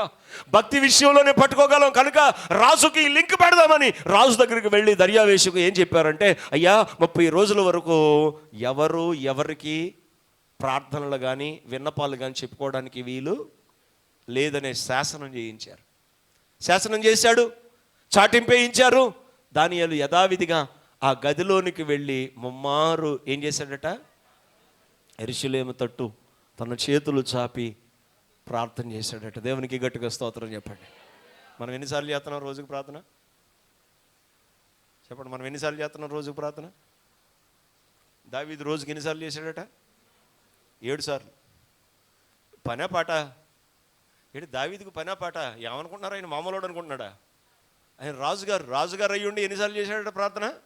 రోజుకి 7 సార్లు చేశాడట. దానియేలు ఎన్నిసార్లు చేశాడు? పరాయి దేశంలో బానిసల మధ్యలో ఏమండి ఉండి 3 సార్లు చేశాడు. మనం చేస్తాం ఉదయం టిఫిన్కి, మిగతా మీరు చెప్పేస్తారు, మధ్యాహ్నం భోజనానికి, రాత్రి భోజనానికి. తినేయాలి, బలము చేయాలి, అరిగిపోవాలి, ఉదయానికి మోషన్ వెళ్ళిపోవాలి, అంతే మనం చేసే ప్రార్థన. అదే ఈ రోజుల్లో 1 గంట మోకరించే అనుభవాలు ఉన్నాయా? సాయంత్రం కనీసం 1 అర్ధగంట. నా తల్లి అండి తెల్లవారు 3 గంటలకు లేచేదండి. తెల్లవారు 3 గంటలు లేచి తెల్లవారు 6 గంటల దాకా ప్రార్థన చేసేదండి. ఒకరు కాదు పిల్లలండి, 2 కాదండి మా అమ్మకి పిల్లలు, 80 పిల్లలండి. 80 పిల్లలు, అందరూ ఆఖరి వాడిని నేను. నేను పరిచర్యకు వచ్చి దేవుని పనిలో స్థిరపడేంత వరకు, నా తల్లి ఈ లోకాన్ని విడిచిపెట్టేంత వరకు అదే ప్రార్థన కంటిన్యూ చేస్తూనే ఉంది. తెల్లవారు 3 గంటలకు లేచేది, 6 గంటల దాకా ప్రార్థన చేసేది, 8 పిల్లల్ని చక్కబెట్టుకునేది. మళ్ళీ సాయంత్రం 3 గంటలకు మోకరించేది, సాయంత్రం 6 గంటల దాకా ప్రార్థన చేసేది, మళ్ళీ ఇంట్లో పనులు చక్కబెట్టుకునేది, పిల్లలు చక్కబెట్టుకునేది. అందుకనేనండి వారి జీవితాలు బాగున్నాయి. అందుకనేనండి వారి భక్తి నచ్చింది దేవునికి. అందుకనేనండి అనేక ఆత్మలు వారి ద్వారా రక్షించబడి, దేవుని వాక్యం అంటే ఏమండి ఎక్కడెక్కడి నుంచో పరుగెత్తుకుని గంటలు తరబడి, రాత్రి 2 అయినా 3 అయినా వాక్యం చెబుతూ ఉంటే కదిలేవారు కాదండి. ఏమండి వెళ్ళడానికి ఇష్టపడేవారు కాదండి, నిద్రపోయేవాళ్ళు కాదండి. ఏమండి అయిపోయిన తర్వాత గుంపులుగా అందరూ ఒక చేయి పట్టుకుని ఒకరు చేయి పట్టుకుని ప్రేమతో ఏమండి అందరూ కలిసి ఇళ్ళకి వెళ్ళేవారండి, సనుక్కునేవారు కాదు. ఇప్పుడు ఒక పావు గంట లేట్ అయ్యిందంటే చెప్పండి, పాటలు ఎన్నైనా పాడేయచ్చు, ఎన్నో పాడేస్తాం. ఈ మ్యూజిక్ వాయించే వాళ్ళు ఉన్నారుగా, పాటలు ఎన్ని ఇచ్చేసినా పాడేస్తాం. అవసరమైతే పాటల గారి మీద కంప్లైంట్ కూడా పెట్టేస్తాం. ఏంటంటే నేను పాడతానని తెలియదు, నాకు పాట ఇచ్చాడా. పాటలు పాడిన తర్వాత, ఆరాధన అయిపోయిన తర్వాత దేవుని వాక్యానికి సేవకుడు నిలబడితే మనం చేసే పని ఏంటో తెలుసా? స్తంభాలకు చేరబడతాం, సెల్ ఫోన్లు చూసుకుంటాం, నిద్రపోతాం. అప్పుడు వాక్యం చదివేవాళ్ళు కొంతమంది అటు ఇటు తిరిగేవాళ్ళు కొంతమంది మాకు కాళ్ళు జాపి చూసుకోరా, నా అరికాళ్ళలో నీ అద్దం, నీ ముఖం చూసుకోరా ఎలా ఉందో అని మా వైపుకు కాళ్ళు జాపేవాళ్ళు కొంతమంది. నేను ఒకటి చెప్పనా, దేవుని వాక్యం అద్భుతాలు చేస్తుంది. దేవునికి గట్టిగా స్తోత్రం చెప్పండి. హల్లెలూయా. పౌలు దేవుని వాక్యాన్ని ప్రకటిస్తున్నాడు లుస్త్రా అనే ప్రాంతంలో. పౌలు దేవుని వాక్యాన్ని ప్రకటిస్తుంటే అక్కడ చాలామంది కూర్చుని దేవుని వాక్యాన్ని వింటున్నారట. ఒకడు పౌలు ముందు కూర్చుని వింటున్నాడంట. పరిశుద్ధాత్ముడు పౌలుతో అంటున్నాడు, పౌలా నీ ముందు కూర్చొని వింటున్నవాడు పుట్టినప్పటి నుంచి ఏమి లేడు, వాడు నడవలేడు, వాళ్ళ కాళ్ళల్లో సత్తు లేదు, ఆడికి నడవలేడు, వాడు నరాల బలహీనత కలిగిన వాడు దేవుని వాక్యాన్ని శ్రద్ధగా వింటుంటే పరిశుద్ధాత్ముడు పౌలుతో మాట్లాడుతున్నాడు, లేచి నడవమని వాడితో చెప్పు. దేవునికి గట్టిగా స్తోత్రం చెబుదాం. హల్లెలూయా. వాక్యములో నువ్వు చూపించే ఆసక్తిని బట్టి నీకు తెలుసా, అస్సలు నీ రోగం ఇంకా కంటికి కనిపించకుండా సముద్ర అగాధములో విసిరేస్తాడు దేవుడు. దేవునికి గట్టిగా స్తోత్రం చెప్పండి. హల్లెలూయా. ఒకవేళ రోగం కోసం వెళ్తే కొంతకాలం తర్వాత మళ్ళీ రావచ్చేమో, కానీ వాక్యం కోసం వెళ్ళి ఒకవేళ నువ్వు వాక్యాన్ని వింటే ఆ రోగం మరలా నీకు రాకుండా దేవుడు సంపూర్ణంగా స్వస్థపరుస్తాడు. దేవునికి గట్టిగా స్తోత్రం. ఆ బలహీన పాదములు కలిగిన వాడిని లేచి నడవమని చెప్పు అని చెబితే పౌలు, వాక్యం మధ్యలో పౌలు ఆ బలహీనత పాదములు కలిగిన వాడిని లేచి నడువంటే వాడు లేచి గంతులు వేసి ప్రభువుని స్తుతించాడు. దేవునికి గట్టిగా స్తోత్రం చెప్పండి. వాడిని స్వస్థపరిచింది ఏంటో తెలుసా? దేవుని వాక్యం. అదే పౌలు ఒకరోజు దేవుని వాక్యాన్ని ప్రకటిస్తూ ఉంటే లూదియా శ్రద్ధగా వింటుందంట. చాలామంది వింటున్నారు, లూదియా శ్రద్ధగా వింటుంది. అక్కడ జరిగిన విషయం ఏంటంటే, ఆ పౌలు వాక్యాన్ని ప్రసంగాన్ని విన్న లూదియా తన కుటుంబం అంతా రక్షించబడింది. దేవునికి గట్టిగా స్తోత్రం చెబుదాం. హల్లెలూయా, హల్లెలూయా. కనుక దేవుని బిడ్డలారా, దేవుని వాక్య ప్రాముఖ్యత మర్చిపోతున్నాం ఈరోజు. దేవుని వాక్యానుకున్న విలువలను మర్చిపోతున్నాం ఈరోజు. దేవునికి వాక్యానికి ఇవ్వాల్సిన సమయాన్ని మర్చిపోతున్నాం ఈరోజు. బాధాకరమైన విషయం. ఏమండి, దానియేలు ముమ్మారు తన గదిలోనికి వెళ్ళి శ్రమ కలుగుతుందని తెలిసిన, సింహాల బోను కాసుకునుందని తెలిసిన, సింహాలు ఏమిటి తినేస్తాయని, శరీరాన్ని మృంగేస్తాయని తెలిసిన ముమ్మారు గదిలోనికి వెళ్ళి ఏం చేశాడట దానియేలు? ప్రాణాన్ని లెక్క చేయకుండా, నేను చనిపోయినా నా ప్రభు దగ్గరికి వెళ్ళిపోతాను, కానీ నేను దేవుని వాక్యాన్ని, దేవుని మాటను ధిక్కరించి, దేవుని ఆజ్ఞను ధిక్కరించి నా దేహాన్ని, నా శరీరాన్ని నరకానికి నేను అప్పగించుకోను అని దానియేలు ముమ్మారు ప్రార్థన చేశాడు. పట్టుకున్నారు, తీసుకెళ్లారు, సింహాల బోన్లో పడేశారు. ఏమని రాజుకు నెమ్మది లేకుండా చేశాడు దేవుడు. దేవునికి గట్టిగా స్తోత్రం చెప్పండి. దర్యావేష్ రాజుకు నిద్ర పట్టట్లేదు. సైనికులు వచ్చారు, రాజా ఏంటి నిద్రపోండి రాజా అంటే, అబ్బే నాకు నిద్ర పట్టట్లేదురా, మరి నాట్యం ఏమైనా చేయించమంటారా, డ్రామాలు ఏమైనా ఏర్పాటు చేయమంటారా, అబ్బే నాకు చూడాలని లేదురా, రాజా మరి ఆకలేస్తుంది, భోజనం టైం అయింది, అన్నం తింటారా అంటే, అబ్బే నాకు అన్నం తినాలనిపించట్లేదురా. దేవునికి గట్టిగా స్తోత్రం చెప్పండి. చూడండి, రాజుకు దానియేలు మీద ఒక అద్భుతమైన మనసును దేవుడు ఏమండి పుట్టించాడు. దేవునికి గట్టిగా స్తోత్రం చెప్పండి. ఏమండి ఎప్పుడు తెల్లారుతుందా అని చూశాడు. రాత్రంతా అటు ఇటు తిరుగుతూ ఉన్నాడు. ఏమండి అంతఃపురంలో తిరిగాడు. తెల్లారుతుంది. సైనికులు పిలిచాడు, పదండ్రా వెళ్దాం. ఎక్కడికి రాజా? దానియేలు దగ్గరికి రా. ఏం దానియేలు రాజా? అట్లీ సింహాలకి చాలా రోజుల నుంచి అన్నం పెట్టలే, ఈ పాటికి ఎముకలు కూడా తినేస్తుంటాయి. లేదురా, నాకెందుకో వెళ్ళాలనిపిస్తుంది, దానియేలు పలకరించాలనిపిస్తుంది, దానియేలుని చూడాలనిపిస్తుంది, వెళ్దాం పదండి అని సైనికులను తీసుకుని సింహాల గోదరికి వచ్చాడు. రాయి పొర్లించారు, ఏమండి మూత తీశారు. ఆ గోదరి నిలబడి రాజు దర్యావేష్ అంటున్న అద్భుతమైన మాటలేంటి తెలుసా? జీవము కలిగిన దేవుని సేవకుడు అయిన దానియేలు. దేవునికి గట్టిగా స్తోత్రం చెప్పాలి. బ్రతికితే అలాంటి బ్రతుకు బ్రతకాలండి సేవకులుగా. నేను బోధకు పరిమితం కాకూడదు, ప్రసంగాలకు పరిమితం కాకూడదు, వాక్యం చెప్పడానికి పరిమితం కాకూడదు, ఏదో బాగా చెప్పాను బాగా అడిచాను అనడానికి పరిమితం కాకూడదు. ఒక అన్య సంస్థానంలో ఉన్న రాజు, బానిసలుగా తీసుకుని వచ్చిన రాజు ఆ సింహాల బోను దగ్గరికి వచ్చి అంటున్నాడు, అంత అద్భుతమైన పదాలు ఉపయోగిస్తున్నాడంటే, జీవము కలిగిన దేవుని సేవకుడైన దానియేలు నువ్వు క్షేమమా అంటే, లోపల నుంచి దానియేలు అంటున్నాడు, రాజు చిరంజీవి అగునుగాక, నేను నా దేవుని దృష్టికి నిర్దోషిగా కనిపించాను. అదండి జీవితం అంటే, అదండి బ్రతుకంటే. నేను నా దేవుని దృష్టికి నిర్దోషిగా కనిపించాను, నా దేవుని దృష్టికి నేను ఏ దోషము లేని వాడిగా కనిపించాను గనక నా దేవుడు సింహముల నోళ్లను మూసి నన్ను కాపాడాడు రాజా. రాజు అంటున్నాడు, తీయండ్రా దానియేలును బయటికి. తాడు వేసి దానియేలును బయటికి లాగారు. ఎవరైతే దానియేలు మీద కుట్ర చేశారో వాళ్ళందరినీ సింహాల బోన్లో వేస్తే ఎముకలు కూడా మిగలకుండా వారిని వారి కుటుంబాలని సింహాలు తినేసాయి. దేవునికి గట్టిగా స్తోత్రం చెప్పు. హల్లెలూయా. ఎవరికి భయపడ్డారు వీళ్ళు అంటే, దేవునికి భయపడ్డారు. ఎవరికి భయపడి భక్తి చేస్తున్నాను? ఈ రాత్రి నీకు ఒక ప్రశ్న వేసి వెళ్ళిపోతున్నాను నేను. ఈ రాత్రి ఒక ప్రశ్న నీ ముందు పెట్టి వెళ్ళిపోతున్నాను నేను. ఎవరికి భయపడుతున్నావు? బంధువులు రారు పెళ్ళికని భయపడుతున్నావా? బంధువులు పలకరించరేమో అని భయపడుతున్నావా? నేను ఇంకొక మాట చెప్పనా? చాలా అనుభవాలు ఉన్నాయి, నా జీవిత సాక్ష్యంలో ఉన్నాయి, నా తండ్రి బ్రతికిన బ్రతుకులో ఉన్నాయి. నా తండ్రికి, నా తాతకి 100 ఎకరాల చేనుంది, మంచి ఆస్తిపరులు. 100 ఎకరాలు అంటే, ఆ రోజుల్లో 100 ఎకరాలు అంటే ఎంతటి పరిస్థితో చూడండి. ఒకరోజు ఏమంటే ఏ పూజా కార్యక్రమం చేయాలైనా, ఏ బలి అర్పించాలన్నా మా తాత ఉండాలి అక్కడ, ఆయనే చేయాలి. అలాంటి పరిస్థితుల్లో ఏమంటే మా తాతకి 15 మంది పిల్లలు. 15 మంది పిల్లల్ని కన్నాడే కానీ ఏమండి వాళ్ళని ఏం చేయాలో అర్థం కాని పరిస్థితి. అలాంటి పరిస్థితుల్లో 100 ఎకరాలు మందు కొట్టడానికి, పిండి చల్లడానికి ఏమండి అప్పు తెచ్చి, అరువు తెచ్చి, సంతకాలు రాక ఏలుముద్రలు ఎక్కడ పెడితే అక్కడ ఖాళీ కాగితాల మీద వేసి మొత్తం 100 ఎకరాలు ఎగ్గొడేశారు. అవతలో ఈ చేలు మందులు ఇచ్చిన వాళ్ళు 100 ఎకరాలు ఏమండి చాలా దగ్గర ఇంచుమించు 90 ఎకరాల దాకా ఏమండి ఆ పిండి మందులకి వీటికి ఏలుముద్రలు వేయిస్తే అవి దొంగరాతలకు అలా వెళ్ళిపోయినాయి. ఏమండి అలాంటి పరిస్థితుల్లో నా తండ్రి ఒక్కడు కష్టపడి చదువుకున్నాడు, బాగా చదువుకున్నాడు. ఆ రోజుల్లో మా నాన్నగారు 10th క్లాస్ చదివారు. 10th క్లాస్ అంటే ఆ రోజుల్లో డాక్టర్, ఇంజనీర్తో సమానం అంట. దగ్గర ఒక ఏమండి 40-50 సంవత్సరాల క్రితం పోస్ట్ మాస్టర్ ఉద్యోగం వచ్చింది. అంటే ఆ పోస్ట్ ఆఫీసులో కూర్చుని ఏమండి అన్నీ చక్కబెట్టడం అనమాట. పోస్ట్ మాస్టర్ ఉద్యోగం వచ్చింది మా నాన్నగారికి.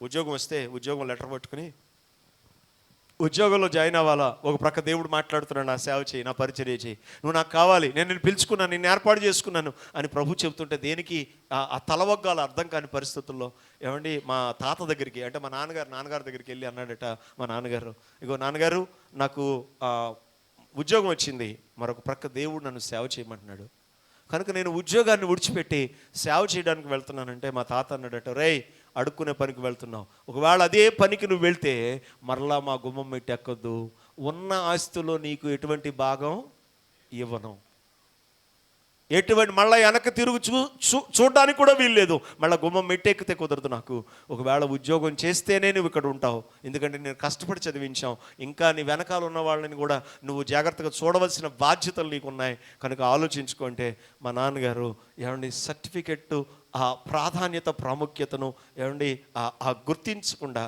దేవుని పరిచర్య ప్రాముఖ్యం అనుకుని కట్టుబట్టలతో నా తండ్రిని నా తల్లిని విడిచి దేవుని పిలుపుకు లోబడి బయటకు వచ్చేసారు. దేవునికి గట్టిగా స్తోత్రం చెప్పండి. ఐపీసీలో చాలా కాలం నా తండ్రి పనిచేశారు. ఐపీసీ వాళ్ళు ఇష్టం వచ్చినట్టుగా తిప్పి ఎక్కడ పడితే అక్కడ సంఘాలు డెవలప్ అయిన తర్వాత ఆయన తీసుకెళ్ళి అక్కడ సోమరోన్ వేసి ఈయన తీసుకెళ్ళి ఇంకో చోట వేయడం, ఈయన కష్టపడడం, మళ్ళీ కొన్ని ఆత్మలు సంపాదించడం, సోమరోన్ తీసుకెళ్ళి అక్కడ ఈయన తీసుకెళ్ళి ఇంకో చోట పడేయడం. మా నాన్నగారు విసిగిపోయి ఒకరోజు ప్రార్థన చేసుకుంటూ, ప్రభువా ఇక నేను ఇలాగైతే సేవ చేయలేయ్యా, నా పట్ల నీకున్న ఉద్దేశం ఏంటి అంటే, ఒక ఎవరి చెట్టు క్రింద చింతపిల్లకు కాలువల దగ్గర ఒక రావి చెట్టు ఉంటుంది, ఇప్పటికే ఉంది ఆ చెట్టు, ఎవరు మీరు ఎప్పుడైనా వస్తే నేను చూపించమని చూపిస్తాను, ఆ చెట్టు క్రింద ఎవరి సేవ ప్రారంభించారు.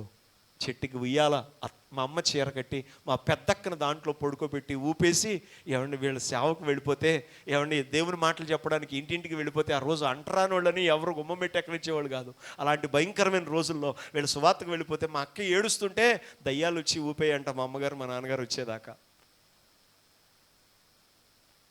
అలాంటి కఠినమైన దినాలలో ఎంతో కష్టపడి దేవుని పరిచర్యలు చేశారు. మా నాన్నగారు చేసిన ఇంకో పని ఏంటో చెప్పనా, ఏమండి ఎక్కడ సేవలో కష్టం వచ్చి మరలా ఉద్యోగంలోనికి వెళ్ళాలనిపిస్తుంది. ఎందుకంటే ఆ రోజుల్లో ఉద్యోగం ఎప్పుడు వెళ్ళినా ఉద్యోగం దొరుకుతుంది. ఎందుకంటే ఆ చదువులు ఉన్న వాళ్ళు, అంతటి చదువు చదివేవాళ్ళు చాలా తక్కువ మంది. గవర్నమెంట్ ఉద్యోగాలు బోర్డులను ఉండేవి, కానీ చదువుకున్న వాళ్ళు చాలా తక్కువ మంది ఉండేవాళ్ళు. ఎక్కడైనా ఒకవేళ సేవలో కష్టం వస్తే మరలా ఉద్యోగంలోనికి వెళ్ళిపోవాలనిపిస్తుందేమో అని మా నాన్నగారు వచ్చిన ఆ జాయినింగ్ లెటర్, ఉద్యోగం లెటరు, 10th క్లాస్ సర్టిఫికెట్లు అన్నీ చింపేశారటండి. అలాంటి సేవలు ఈరోజు చేయగలమా? అలాంటి పరిచర్య ఈరోజు చేయగలమా? అలాంటి సమర్పణ ఈరోజు మన జీవితాల్లో మనం సమర్పించుకోగలుగుతున్నామా? అలాంటి త్యాగపూరితమైన దేవుని పనిని ఏమైనా మంచి మనసుతో మనం చేయగలుగుతున్నామా? ఒకసారి ఆలోచిద్దాం.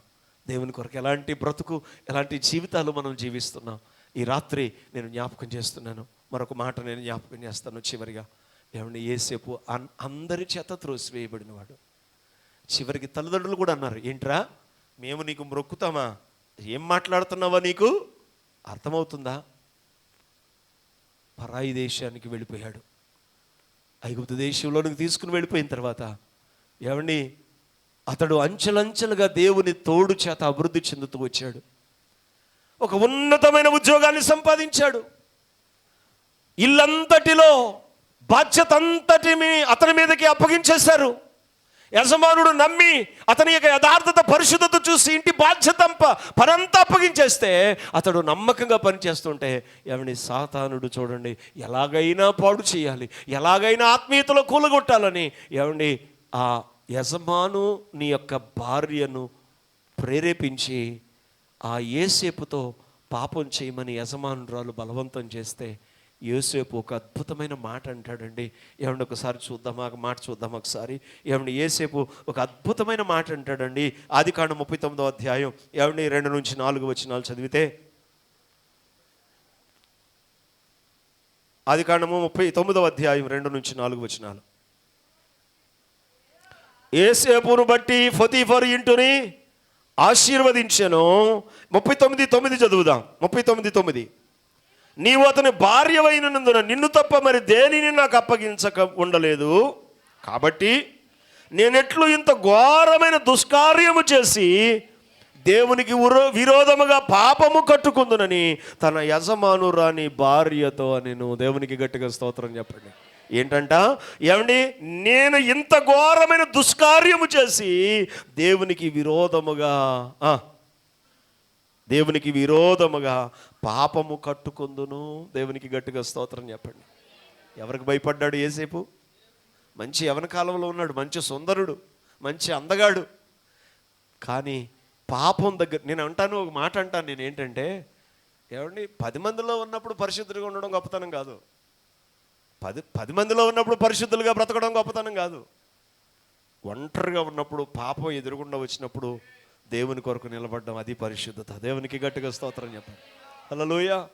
ఏమండి నువ్వు రహస్యమైన స్థలాలలో ఉన్నప్పుడు, ఎవరి కంటికి కనిపించని ప్రదేశంలో ఉన్నప్పుడు, ప్రాంతంలో ఉన్నప్పుడు, స్నేహితుల మధ్య ఉన్నప్పుడు, బంధువుల మధ్య ఉన్నప్పుడు, కాలేజీలో ఉన్నప్పుడు, స్కూల్లో ఉన్నప్పుడు, ఏమండి నువ్వు ఎక్కడైనా ఉన్నప్పుడు, అప్పుడు పాపమును ఎదురుగుండా వచ్చినప్పుడు నువ్వు నిలబడతావే, అది పరిశుద్ధత అంటే. దేవునికి గట్టిగా స్తోత్రం చెప్పండి. 10 మంది చూస్తున్నారని పాపానికి ఎవడైనా భయపడతాడు, ఎవడైనా దూరంగా ఉంటాడు. యోసేపు ఒంటరిగా ఉన్నాడు. తన ఒంటరితనములో ఏమండి దేవునికి నేను భయపడువాడను అని రుజువు చేశాడు. దేవునికి గట్టిగా స్తోత్రం చెప్పండి. హల్లెలూయా. ఏమండి మన విశ్వాస జీవితం ఎలా ఉంది?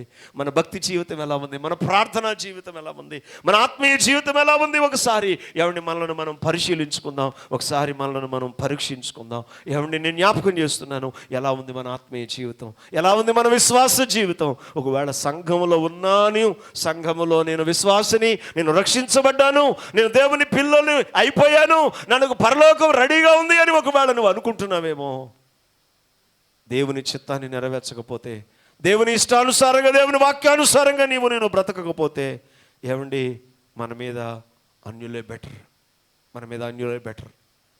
ఎందుకంటే వాళ్ళు తెలియక, పౌలు అంటాడు కదా, నేను తెలియక నేను తప్పు చేశాను, పాపం చేశాను కనుక కనికరించబడ్డాను. తెలిసి తప్పు చేస్తే దేవుడు ఏం చేయడు? క్షమించడు, దేవుడు అంగీకరించడు. చివరిగా ఒక్క మాట క్లుప్తంగా చెప్పి నేను ప్రార్థన చేస్తాను. ఇక మనందరికీ తెలుసు, 10 మంది ఒకే సంఘంలో నుంచి బయలుదేరారు. బయలుదేరి వెళుతున్నారు. దివిటీలు బాగా వెలుగుతున్నాయి. చీకటి పడింది, నిద్ర వస్తుంది. కాసేపు పడుకుని మరలా మనం లేచి ప్రయాణం చేద్దాం అనుకున్నారు. పడుకున్నారు 10 మంది. దివిటీలు ప్రక్కన పెట్టారు. మధ్యరాత్రి వేళ ఒక శబ్దం వినిపిస్తుంది పడుకున్నప్పుడు. ఏమనంటే, ఇదిగో పెళ్లి కుమారుడు, ఆయన్ని ఎదుర్కొనా రండి. ఎప్పుడైతే ఆ స్వరం వినిపించిందో అర్ధరాత్రి లేచారు. ఎంతమంది లేచారు? కాదు, బైబిల్ బాగా చదవండి. 10 మంది లేచారు. 10 మంది లేచారు స్వరాన్ని విని. లేచిన తర్వాత దివిటీలు, ఎవరి దివిటీలు వాళ్ళు పట్టుకున్నారు. పట్టుకునేటప్పటికి దివిటీలు, 10 దివిటీలు ఏమంటున్నాయి? మిలుకుమంటున్నాయి. వెంటనే 5 తమ ప్రక్కలో సంచిలో పెట్టుకున్న బుడ్డె తీసి దివిటీల మీద వేసుకున్నారు. మరలా మూత పెట్టి సంచిలో పెట్టుకున్నారు. 5 దివిటీలు ఏం చేస్తున్నాయి? మరలా ఆరిపోయే దివిటీలు వెలిగాయి. 5 అలా చూస్తున్నారు. వారిలో ఏమి లేదంటే సిద్ధపాటు లేదు. దివిటీలు వెలిగించుకోవడానికి నూనె లేదు. జాగ్రత్తగా వినాలి. వీళ్ళు వాళ్ళని అడుగుతున్నారు, ఏమనంటే, మాకు కూడా కొంచెం ఇవ్వండి, మనందరం కలిసే వచ్చాం కదా. అక్కడ చాలా సంభాషణ అయ్యి ఉంటుంది. అన్ని రాత్రి బైబిల్ మోయడానికి చాలదంట మనకి. ఏ లారీయో పెట్టుకోవాలి గుడికి వచ్చినప్పుడల్లా.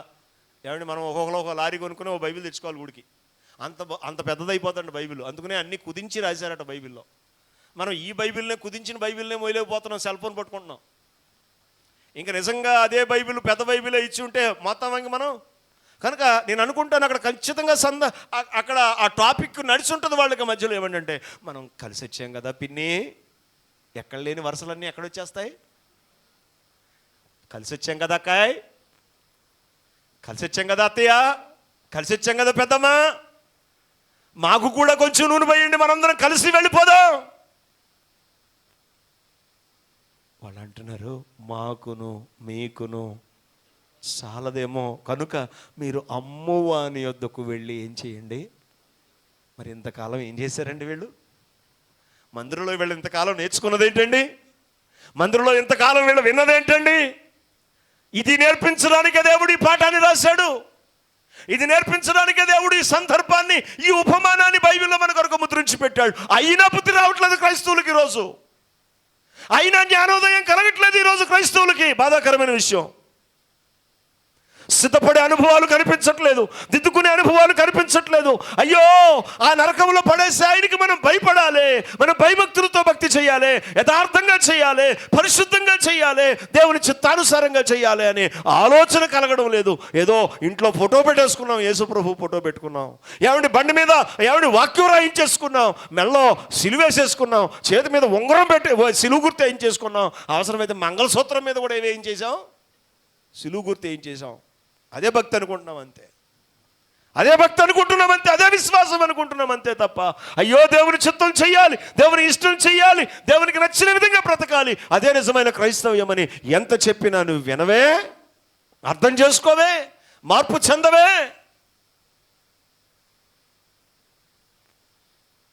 ఐదుగురు కఠినంగా వెళ్ళిపోయారు. No chance. నేను అంటాను, దేవుడు జాలిపడినంతసేపే జాలిపడతాడు. పరలోకం చేరే టైంలో పిన్ని, అత్త, అక్క, అన్నయ్య, తమ్ముడు వరుసలు ఏముండవు. నేను కొంతమందిని మా చర్చిలో పలకరిస్తూ ఉంటాను, అక్క బావగారిని కూడా రమ్మనక్క, నేను వరుసలు పెట్టి మాట్లాడతాను, బావగారిని కూడా రమ్మనక్క గుడికి, మీరు ఒక్కలే వెళ్తే ఎలాగ పరలోకం, ఆయన నరకంలో కాలిపోతారు, మీరు బాధపడతారు కదా అంటే, మీరే చెప్పండి బాబు, మీ బావగారు మాట అంటలేదు, చాలాసార్లు చెప్పానంటది మా అక్క. సరే అని ఎక్కడైనా దారిలో కనిపించి, బావగారు అక్క వస్తుంది కదా మీరు కూడా రండి అంటే, మీ అక్క వస్తుంది కదా నేను కూడా చెప్తే ఇంక ఇంట్లో ఎవడ పెడతాడు తిండి అంటాడు ఈ బావ. ఈ బావ అంటాడు, మీ అక్క వస్తుంది కదా, నేను కూడా వచ్చేస్తే ఇంకెవడ కష్టపడతాడు ఇంట్లో, ఎలా తింటాం, మీ అక్క సెంగట్టుకుని వచ్చేస్తానులే అంటున్నాడు. మా అక్క సెంగట్టుకుని వచ్చేస్తాడట. మా అక్క సెంగట్టుకు రావడానికి కుదరదమ్మా, మీ ఆయన చెంగట్టుకుని కాలట్టుకుని రావడానికి కుదరదు, ఇది కుదిరేది కాదు. ఇక్కడ 10 మంది బయలుదేరారు, 5గురు వెళ్ళిపోయారు. వెళ్ళిపోయిన తర్వాత జరిగిన సంగతి ఏంటంటే, ఆ తర్వాత వీళ్ళ 5గురు కూడా వెళ్ళారట. అప్పటికి దేవుడు ఏం వేసాడట, తలుపు వేసేసాడట. వేసేసి వీడు తలుపు కొడుతుంటే అంటున్నాడు ఆయన లోపల ఉండేమనంటే, మీరెవరో నాకు తెలీదు. టైం ఇచ్చినప్పుడు, అవకాశం ఇచ్చినప్పుడు, దేవుడు ఛాన్స్ ఇచ్చినప్పుడు, ప్రభు నీతో మాట్లాడుతున్నప్పుడు, ప్రభు నిన్ను దర్శించినప్పుడు, ఆయన స్వరాన్ని వినిపిస్తున్నప్పుడు, ప్రభు తేటగా నీతో మాట్లాడుతున్నప్పుడు, ఆయన మాటకు లోబడి విధేయత కలిగి నీ జీవితాన్ని ప్రభువుకు సమర్పించుకో. నేను చెప్తున్నాను, ఈ రాత్రి అయినా ప్రభు దగ్గరకు తీర్మానం చేయి, ప్రభువా నేను నీకు భయపడతాను, నీకు తప్ప నేను దేనికి ప్రాధాన్యత ప్రాముఖ్యత ఇవ్వను. దేవునికి గట్టిగా స్తోత్రం చెప్దాం. హల్లెలూయా, హల్లెలూయా. ఎవడు నీకు తప్ప దేనికి నేను ప్రాధాన్యత ప్రాముఖ్యత ఇవ్వను. ఒక ఆవిడ మా చర్చిలో గౌరీపట్నం వెళ్ళి గుండు కొట్టించుకొచ్చింది. అనుభవాలండి ఇవన్నీ, కథలు కొట్టు కథలు పెట్ట కథలు కాదు. నాది ఏదైనా ముఖం మీద ఉంటుందని చెప్పానుగా. గౌరీపట్నం వెళ్ళి గుండు కొట్టించుకొచ్చింది. ప్రార్థన అయిపోయిన తర్వాత వచ్చి, అయ్యగారండి గౌరీపట్నం వెళ్ళానని అంటుంది. అంటే నేను సాలేసి దండగపుతాను అనుకుంది. అంటే గౌరీపట్నం అంటే నాకు ఏదో పెద్ద భక్తి వచ్చేసి నేను కూడా అమ్మో పుణ్యస్థానం పుణ్యస్థలం, అమ్మ అక్కడికి వెళ్ళొచ్చావమ్మ నీ కాళ్ళు గడికి నెత్తి మీద పోసుకుంటాను అంటాను అనుకుంది. గుండేసుకొచ్చి ఆవిడ అంటుంది గౌరీపట్నం వెళ్ళానని అంటుంది. వెళ్ళి ఏం చేసేవేట అన్నాను. మోకాళ్ళ మీద ఎక్కానండి పైకి మెట్లన్నీ అంది. అని మోకాళ్ళ మీద మెట్లన్నీ ఎక్కి అక్కడ ఏమిచ్చి వచ్చిందట, గుండెచ్చి వచ్చిందట. అప్పుడు నేనన్నాను, నువ్వు ఎక్కడ వాక్యం వింటున్నావు? మీ దగ్గరండి. ప్రతి ఆదివారం ఏ గుడికి వస్తున్నావు? మీ దగ్గరకండి. నాకు చేత కదా గుండు గీయడం? అవునండి. ప్రార్థన చేసేదేమో దైవజనుడు ఇక్కడ మీకోసం మగపిల్లడు కావాలంటే, ఆడపిల్ల కావాలంటే, పిల్లలు కావాలంటే, ఉద్యోగం కావాలంటే, వ్యాపారం కావాలంటే, ఎవరి నీ సమస్య తీరాలంటే, నీ రోగం పోవాలంటే ప్రార్థన చేసేది దైవ సేవకుడా. నువ్వు తీసుకెళ్ళి గౌరీపట్నంలో గుండిచ్చొస్తావా?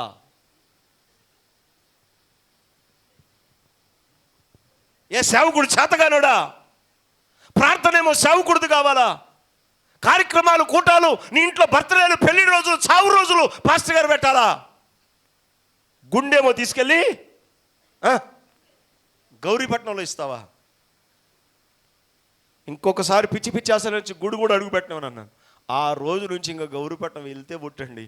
ఏం చెప్పినా సమస్య నాతోనే చెప్తుంది, ఏం కానుకిచ్చినా నాకే ఎత్తది, నాతో ప్రార్థన చేయించుకుంటుంది, ఎవడ చక్కగా ఆనందంగా ఇంటికి వెళ్ళిపోతుంది. దేవునికి గట్టిగా స్తోత్రం చెప్పండి. మీరు అనుకున్నారు గుడి మానేసి ఉంటుంది అనుకుంటున్నారా? ఇప్పటికీ నా చర్చిలో బలమైన విశ్వాసం ఆవిడే. దేవునికి గట్టిగా స్తోత్రం చెప్పండి. వాళ్ళ ఆయన మారలేదు, ఇంకా తాగేసి తన్నెత్తాడు, చితక బాధేస్తాడు, అయినా సరే గుడి మాందో. దేవునికి గట్టిగా స్తోత్రం చెప్పండి. హల్లెలూయా.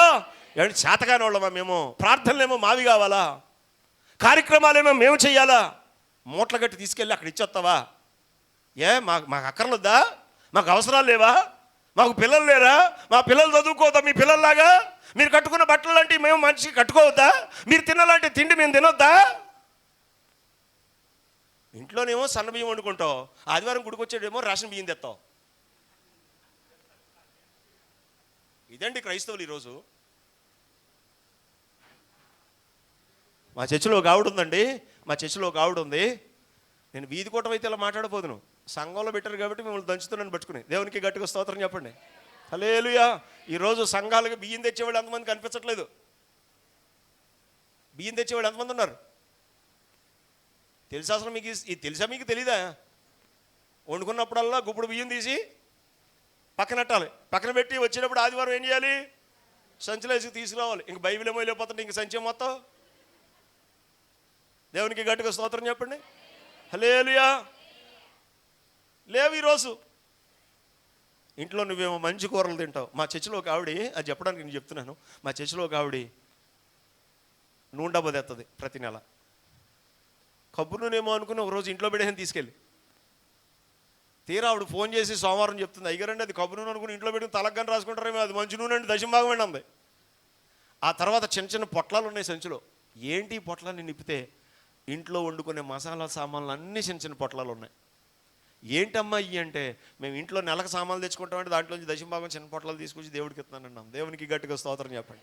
నేను అంటాను, అలాగే మీరు కూడా కట్టుకొస్తే అసలు మీ అయ్యగారు కిరాణా కొట్టుకు వెళ్ళాల్సిన పనే లేదు. దేవునికి గట్టిగా స్తోత్రం చెప్పండి. హల్లెలూయా. అసలు మీరు అలా బియ్యం తెస్తే మీ అయ్యగారు 25 కేజీల కోసం 50 కేజీల కోసం మూట కోసం ఏమండి మిల్లర్ దగ్గరికి చెప్పండి అంటే సేవకుడు బాధ్యత మందా కాదా? చెప్పండి అమ్మా, సేవకుడు బాధ్యత మందా కాదా? ఏమండి సేవకుడిని దేవుడు ఏర్పాటు చేసుకున్నాడు, మన కొరకు ఆయన కష్టపడుతున్నాడు, మన కొరకు ప్రార్థన చేస్తున్నాడు. ఆయన పోషణకు కావలసినవన్నీ చూడవలసిన బాధ్యత ఎవరిది? సంఘానిది. దేవునికి గట్టిగా స్తోత్రం చెప్పండి. హల్లెలూయా. ఈరోజు నా బిడ్డలు నా కాలు కింద పెట్టినవారండి. దేవునికి గట్టిగా స్తోత్రం చెప్పండి. ఇంకో మాటలో చెప్పనా, దేవుడు తర్వాత దేవుడు ఎవరైనా ఉన్నారా అంటే మా సంఘానికి అది నేనే. ఇంకా దేవునికి గట్టిగా స్తోత్రం చెప్పండి. జాగ్రత్తగా వినాలండి. దేవుడి కంటే కాదు, దేవుడు తర్వాత ఇంకా నేనే. వాళ్ళకి అంత జాగ్రత్తగా చూసుకుంటారు, అంత భద్రంగా చూస్తారు. అందుకనే ఈరోజు అక్కడ కూడా పరిచర్య అద్భుతంగా దేవుడు చేయడానికి నన్ను నిలబెట్టాడు. దేవునికి గట్టిగా స్తోత్రం చెప్పండి. హల్లెలూయా. కనుక దేవుని బిడ్డల మీద జ్ఞాపకం చేస్తున్నాను, రాజీ లేదు, రాజీ పడే దేవుడు కాదు. అక్కడ రికమెండేషన్ లేవు, అక్కడ సలహాలు వినడు. ఏమని ఒకవేళ సేవకుడిని పట్టుకున్న అవకాశం లేనే లేదు. కనుక అవకాశం ఉండగానే దేవుడు మాట్లాడుతున్నప్పుడే మన హృదయాలను దేవునికి సమర్పించుకుందాం. పరలోకం ఉంది, నరకం ఉంది. ఎక్కడికి వెళ్ళాలనుకుంటున్నావు? ఎక్కడికి వెళ్ళడానికి నీ యొక్క జీవితాన్ని అప్పగించాలనుకుంటున్నావు? ఒక్కసారి ఆలోచించి రాత్రి, ప్రభువా నేను నీకు భయపడతానయ్యా, నేను నీకు భయపడి నా దేహాన్ని నా ఆత్మను చంపగలిగే నేను నీ చేతులు పడకుండా నేను పరలోకానికి చేరే ఆ విలువైన మార్గాన్ని త్రోవను నేను ఎంచుకుంటాను ప్రభు అని తీర్మానం చేసుకుంటావా? కళ్ళు మూసుకుందాం. ఇంకా చాలా ఉన్నాయి నేను చెప్పాల్సినవి, కానీ టైము చాలా అవుతుంది. నేను ముగిస్తున్నాను. ప్రార్థన చేసుకుందాం. కళ్ళు మూసుకుందాం. మీ దైవజనులు టైం చెప్పలేదు, అందుకనే నేను ఇప్పుడు దాకా చెప్పాను. అలాగని మీ దైవ సేవకుడి మీద మీరు తిరుగుబడొద్దు. ఒక్క నిమిషం కళ్ళు మూసుకోండి. ఎవరు లేకొద్దు, ఎవరు వెళ్ళొద్దు. కళ్ళు మూసుకుందాం. ఒక్క క్షణం కళ్ళు మూసుకుని ప్రార్థన చేసుకుందాం. చిన్న ప్రార్థన చేసుకుందాం. ఎవరికి భయపడుతున్నావు? లోకానికి భయపడుతున్నాం చాలాసార్లు, స్నేహితులకు భయపడుతున్నాం చాలాసార్లు. మా చర్చిలో ఒక ఆవిడ అనుకోకుండా రక్షణ పొంది ఒకరోజు ఏమండి ప్రయాణం వెళుతూ ఎక్కడో కార్యక్రమానికి వెళుతూ బొట్టు పెట్టేసుకుంది. నన్ను చూసి అమాంతంగా బొట్టు తీసి బొగ్గ కింద పెట్టేసింది. మరలా ఆదివారం వచ్చిన తర్వాత నేను చర్చిలో నిలబెట్టి అడిగాను, ప్రార్థన చేసుకుంది. ఆ రోజు నుంచి ఈ రోజు వరకు మరలా పని చేయలేదు. ఎంతో ఆత్మీయంగా సంఘంలో ఎదుగుతుంది. తల్లి, చెల్లి, తమ్ముడు, నువ్వు ఎవరికి భయపడుతున్నావు? లోకానికి భయపడి లోకంలో ఉన్నప్పుడు లోకానుసారంగా బ్రతుకుతూ ఆదివారం గుళ్ళోకి వచ్చినప్పుడు ముసుకేసేసి తెల్ల చీర కట్టేసుకుని తెల్ల బట్టలు వేసేసుకుని అబ్బో పరిశుద్ధాత్మతో నింపబడి భాషలు మాట్లాడేసి ప్రవచనాలు చెప్పేసి దర్శనాలు చూసేసి అబ్బా బల్ల గుద్దేసి ఒకవేళ నాకులాగా అరిచేసి ఒకవేళ నువ్వు చేసేస్తూ ఉంటే, పరిచర్యలు చేసేస్తూ ఉంటే, సేవకులు నిన్ను చూసి అబ్బా ఎంత మంచి భక్తి పరురాలు అనుకుంటూ ఉంటే ఏమండి పైనుంచి ఒకవేళ దేవుడు చూసి వెర్రోడా వెర్రిదానా అంటున్నాడేమో ఒకవేళ దేవుడు. తల్లి, చెల్లి, తమ్ముడు, అక్క, అన్నయ్య, ప్రేమతో చెప్తున్నాను, ఈ రాత్రి ఏ విధమైన భక్తిని నువ్వు కొనసాగిస్తున్నావు? ఎవరికి భయపడి నువ్వు భక్తి చేస్తున్నావు? సేవకుడికి భయపడుతున్నావా? సంఘ విశ్వాసులకు భయపడుతున్నావా? పెద్దలకు భయపడి భక్తి చేసి లోకంలోనికి వెళ్ళినప్పుడు, బయటకు వెళ్ళినప్పుడు, స్నేహితులతో ఉన్నప్పుడు, బంధువులతో ఉన్నప్పుడు, కార్యక్రమాల్లో ఉన్నప్పుడు లోకానికి ప్రాధాన్యత, లోకానికి విలువలనిచ్చి ఒకవేళ దైవ భక్తిని ప్రక్కన పెట్టేస్తున్నావా? నరకం తప్పదు చెల్లి, నరకం తప్పదు అక్క, నరకం తప్పదు నాన్న, నరకం తప్పదమ్మా. ప్రభు అని పిలిచి ప్రతివాడు పరలోకం చేరడు. ఆయన చిత్తం చెయ్యాలి, నిలబడాలి. శ్రమ అయినా కష్టమైన దానియేలు, శద్రక్, మేషక్, అబేద్నెగోలు యోసేపు నిలబడ్డారండి దేవుని కొరకు. అందుకని అద్భుతమైన సాక్ష్యాన్ని సంపాదించుకోగలిగాడు. అద్భుతమైన ఏమండి సాక్ష్యాన్ని వారు పొందుకోగలిగారు.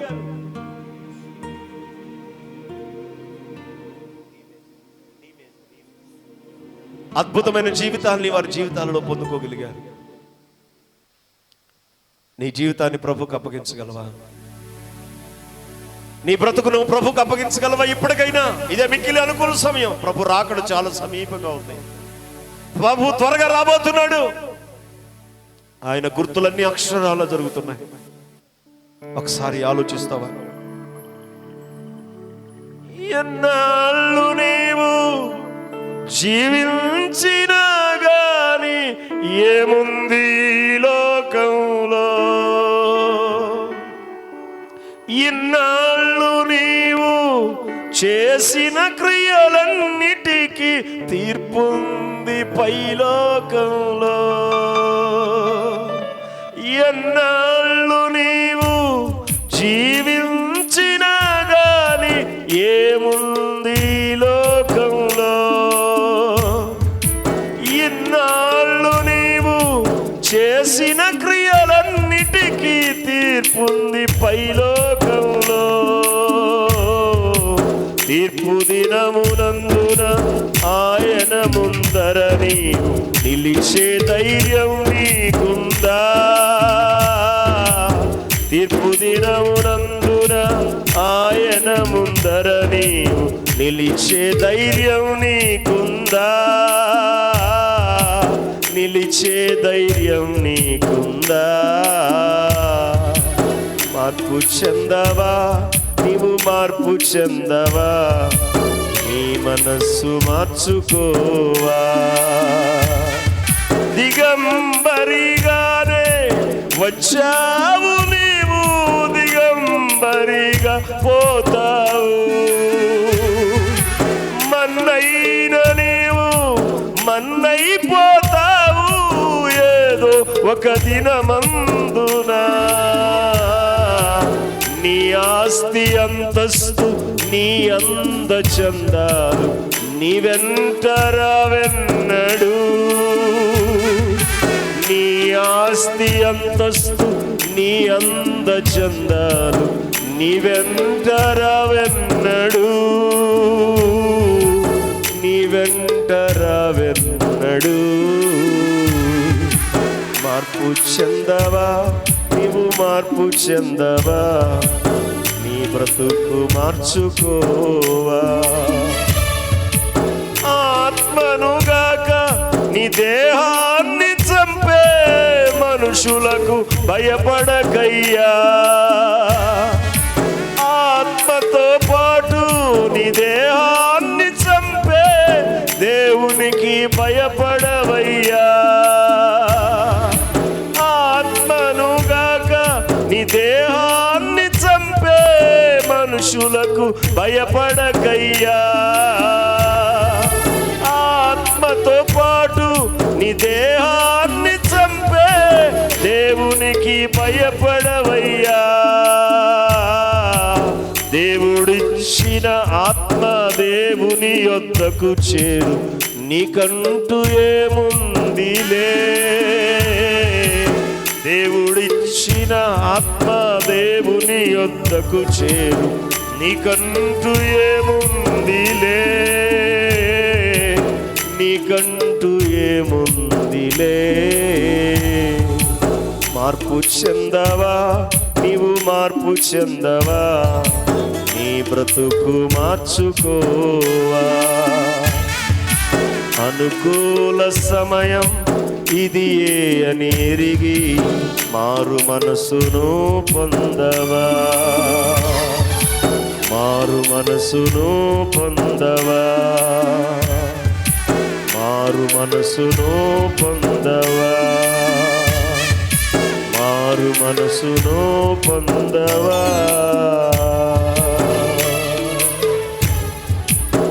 ఈ రాత్రి నీ హృదయాన్ని ప్రభుకు అప్పగించగలవా? ప్రభువా, నిజమే చాలా విషయాల్లో రాజీ పడిపోతున్నానయ్యా. నీ కొరకు బ్రతకలేకపోతున్నాను, నీ కొరకు జీవించలేకపోతున్నాను, నీ కొరకు నడవలేకపోతున్నాను. చాలా విషయాల్లో నేను రాజీ పడిపోతున్నానయ్యా.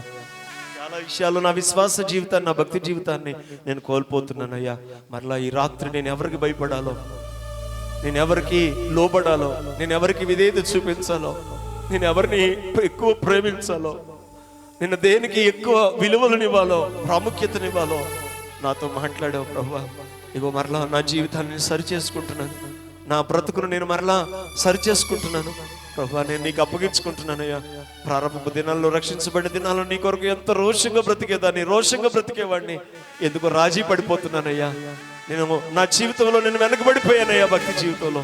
ఇగో మరలా నాతో మాట్లాడావు, నన్ను సరిచేయి ప్రభు అని నీ జీవితాన్ని ప్రభుకు అప్పగించుకోగలిగితే దేవుడు నిన్ను దీవిస్తాడు, దేవుడు నిన్ను ఆశీర్వదిస్తాడు.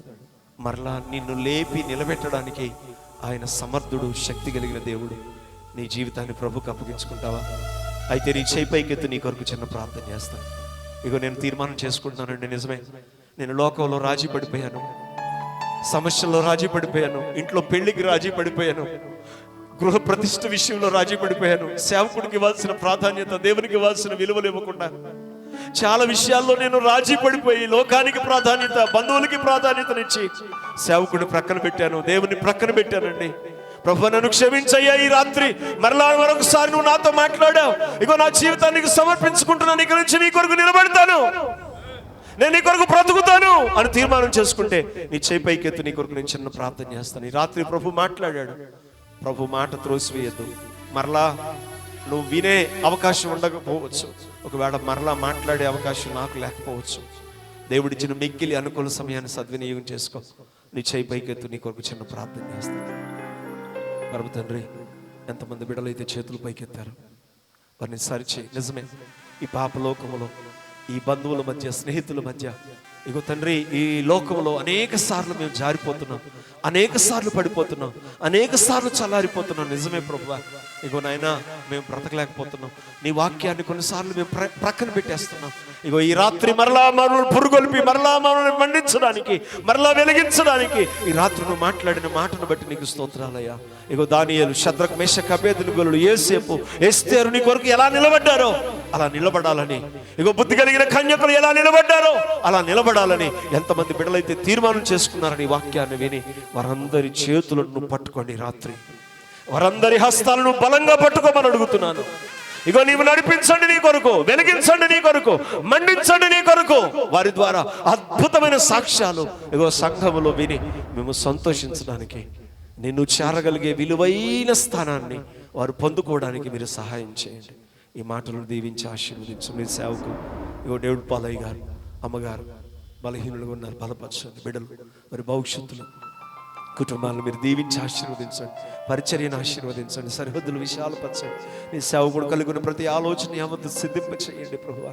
నీ మహిమ కొరకు ఇంకొక బలమైన కార్యాలు మీరు చేసి ఇక వారి యొక్క పరిచర్యలు, వారి యొక్క సహోదరులు, వారి యొక్క పరిచర్యలు ఇక మీరు దీవించి ఆశీర్వదించండి. ఇక్కడ సేవకులు ఉన్నారు, వారందరి పరిచర్యలు, కుటుంబాలను మీరు దీవించి ఆశీర్వదించండి. ఇక్కడ కూడిన బిడ్డలందరినీ మీరు దీవించి బలపరిచి మహిమ పొందమని సహాయం చేయమని ప్రార్థిస్తూ యేసు పరిశుద్ధ నామమున బ్రతిమాలి వినయంగా వేడుకుంటున్నాను నా ప్రియ పరలోకపు తండ్రి. ఆమేన్.